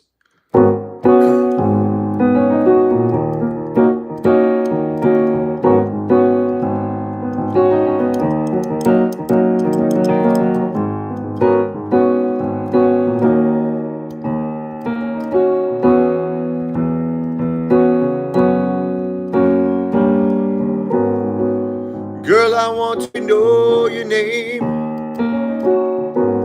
Such a simple request feels just like a game. Now you're here with me. I want to make a move, give me a signal to see. What is the right line you have not heard before? Will you hear me out or will you ignore? The pressure's on you, you're about to leave. In myself I have to believe. My confidence I have to retrieve. Oh yeah. How many times a day, yeah? How many times a day? How many times a day, yeah, do I have to say how you take control of me? Girl, maybe my look has changed. When I lost hope, the plot got rearranged. Now you're back and staring at me. Now I'm waiting to see. Maybe you will make the first move, a point you want to prove. That breaking the ice is not so hard. It just takes a little faith. Don't make me wait no more. How many times a day, yeah? How many times a day? How many times a day, yeah, do I have to say hello for the first time? Anyway, that's an original. I haven't done that in a long time. How many times a day? Pretty soulful song, right? It's basically the guy's frustrating because he's very frustrated. He wants to pick up the girl. He doesn't know how to do it. He doesn't want to make an ASS out of himself. And he's super analyzing himself. He's like, should I do this? Should I say this? Should I do that? Should I? He's second guessing himself to the point that he's driving himself crazy. Thank you, CC. It's kind of a smooth song, right? Let me jam out on that a little bit more. Very, very soulful. I wrote this one when I was like single, you know? Thank you, CC. I wrote this one when I was single. When I was like 19, 20 years old. Let me jam out a little bit more here.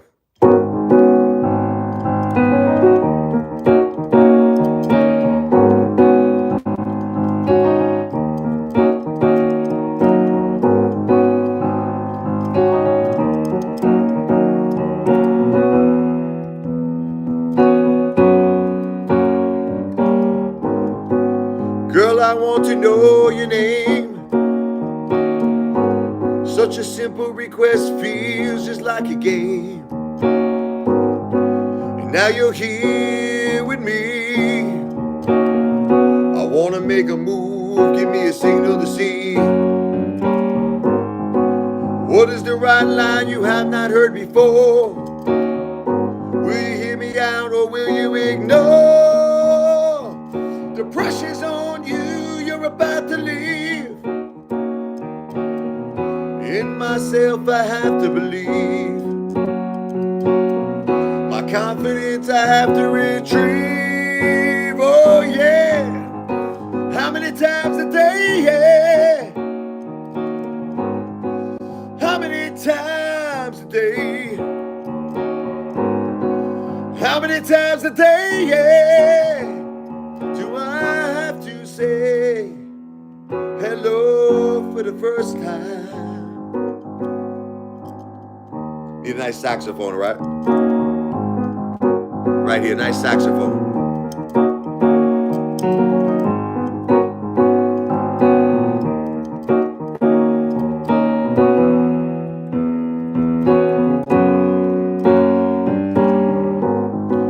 Girl, maybe my luck has changed.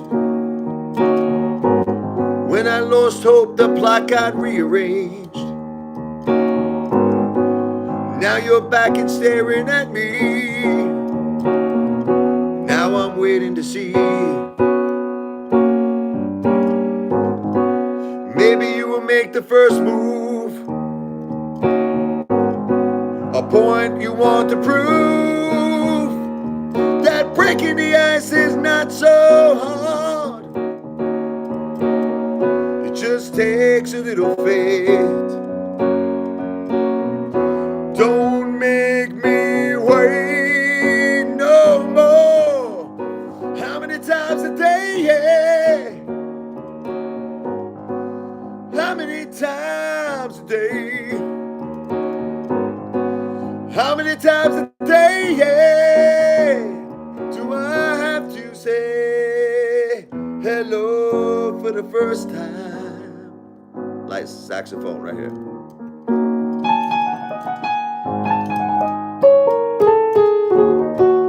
Nice smooth saxophone.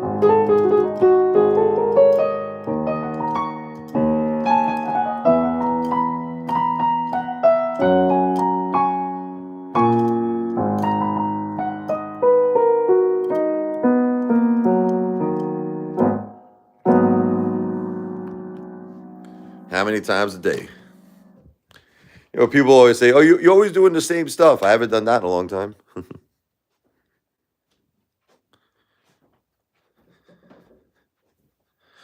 Yeah, I mean, I got my music. Look, I always had my music. How do you, am I pronouncing it? Is it chandelier metal?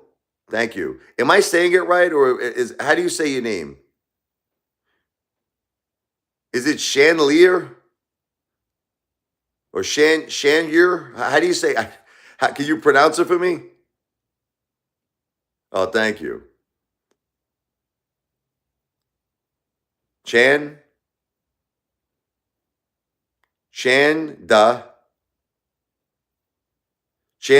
Oh, so it's chandelier.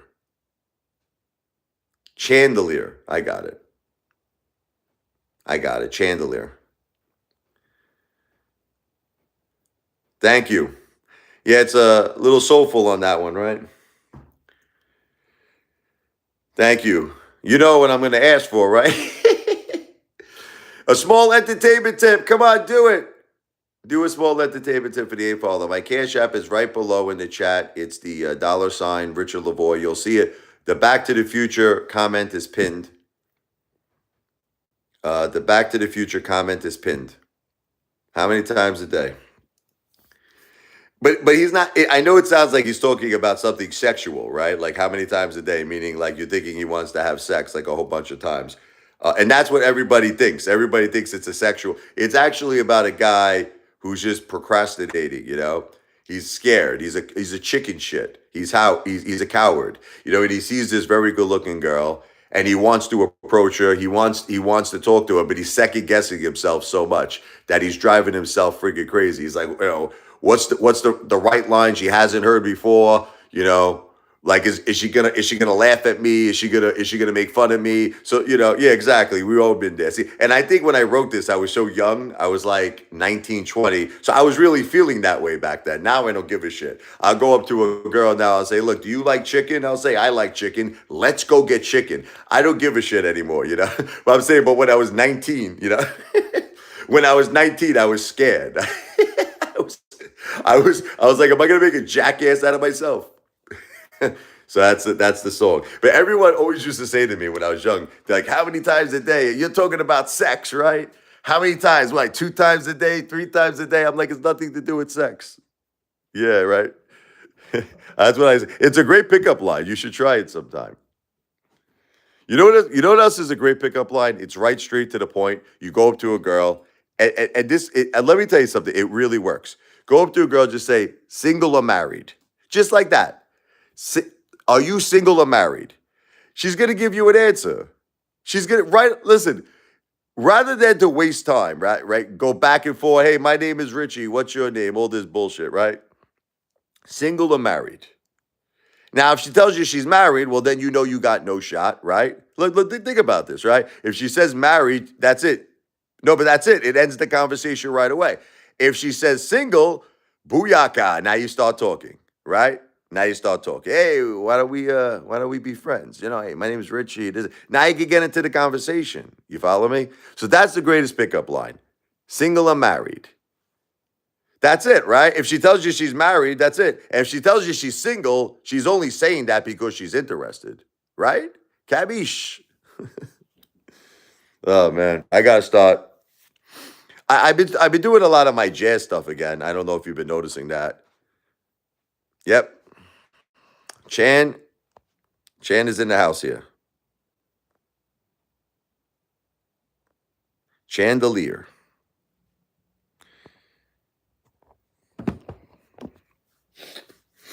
Let's do my boss song. I love this. This song should be a hit song, I think. This song should definitely be on the radio. Feeling good tonight. It's the ultimate weekend song, you know? Like,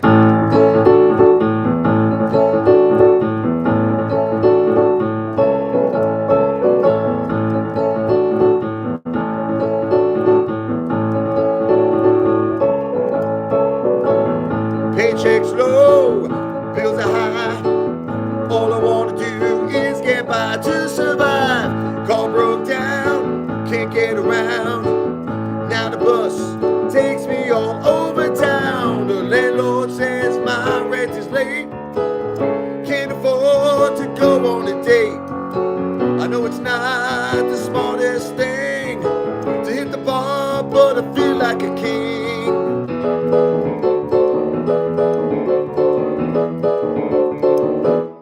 Feeling good tonight.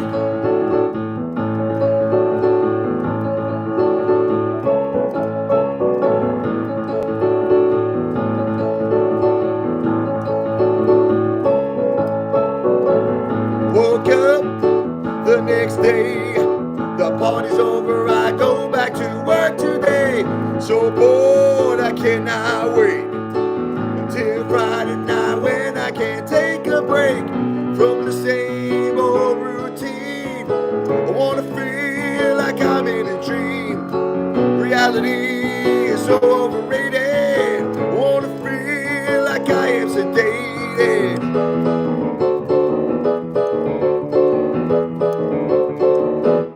Feeling good tonight.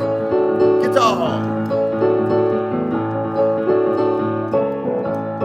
Saxophone.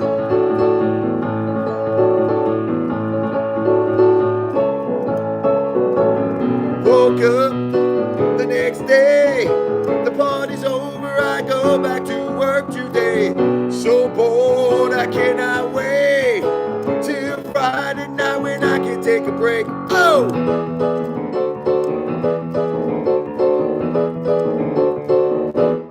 Feeling good tonight.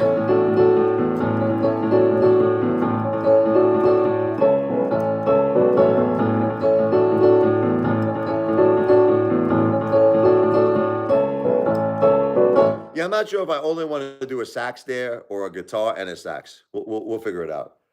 You know what I mean? But thank you. Yeah, I just did.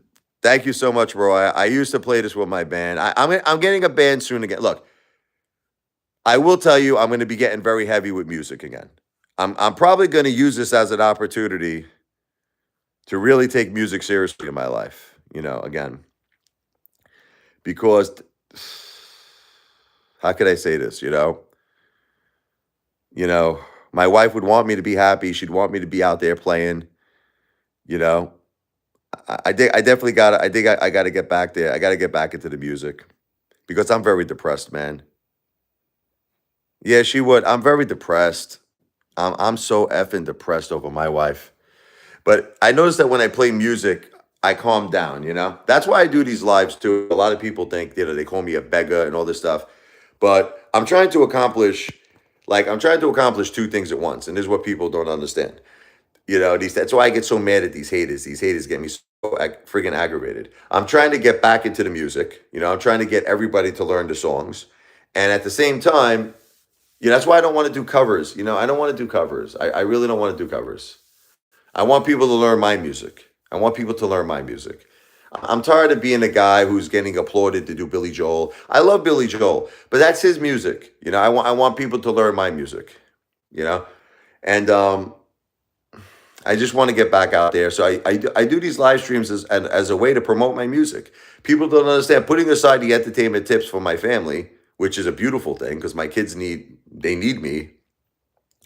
It's also a great way to promote the music. It's a great way to promote the music.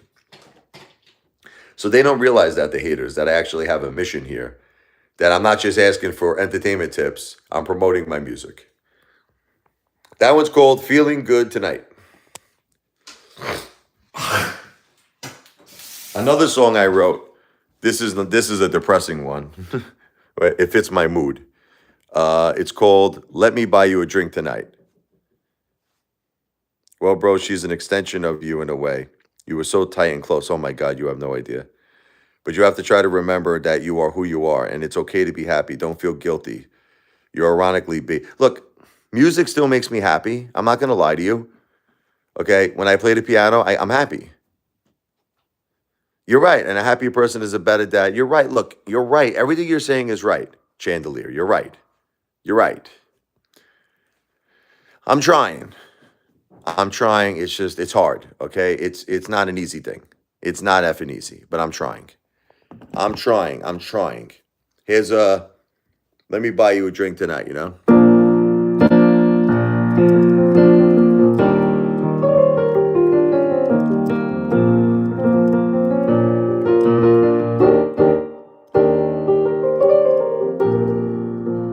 Life could be unfair.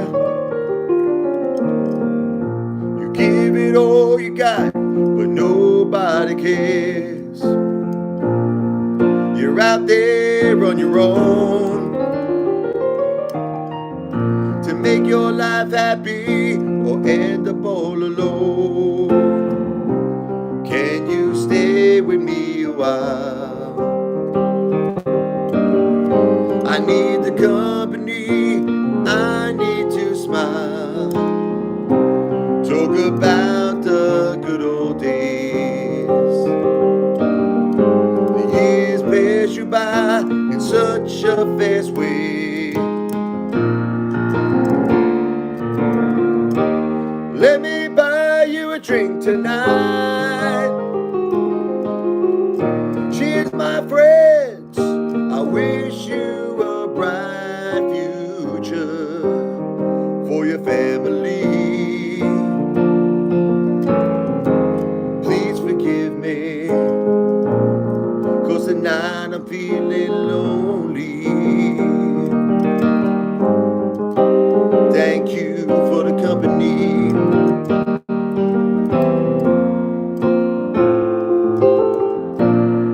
You tell me things will get better. The sun will rise again, gonna pass by this bad weather. I know it's raining down on you. The rain will go away, gonna bring something new. You just have to be strong. Keep fighting, don't prolong. Feeling sorry for yourself.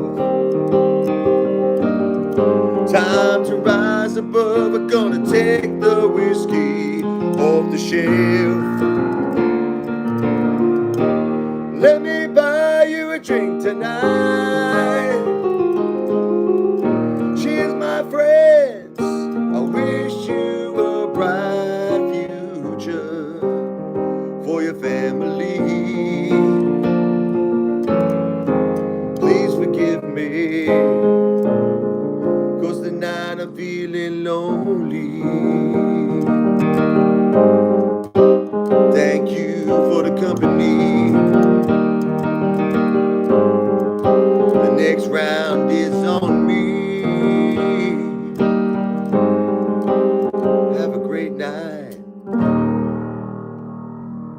me buy you a drink tonight. God bless you, Chandelier. That's right, man. Tip a couple of bucks for the piano player. We could do that by way of a super chat if you don't have Cash App.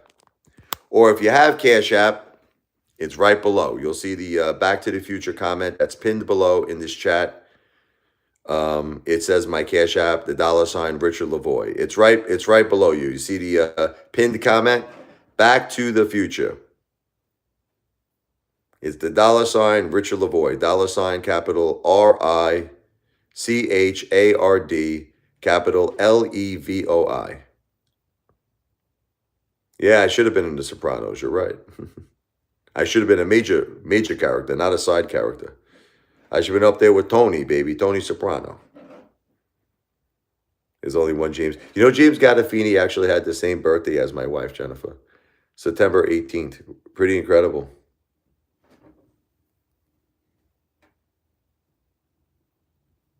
Anyway, guys, I'm going to leave right now. Hopefully the next live stream I do, I'll get some more support. God bless all of you. Please like and subscribe. I will be back. I will be back. Before I end the live stream, I'll do a little Goodfellas for you here. This is Layla, Eric Clapton. I love you. Back to the Future. Have a great afternoon.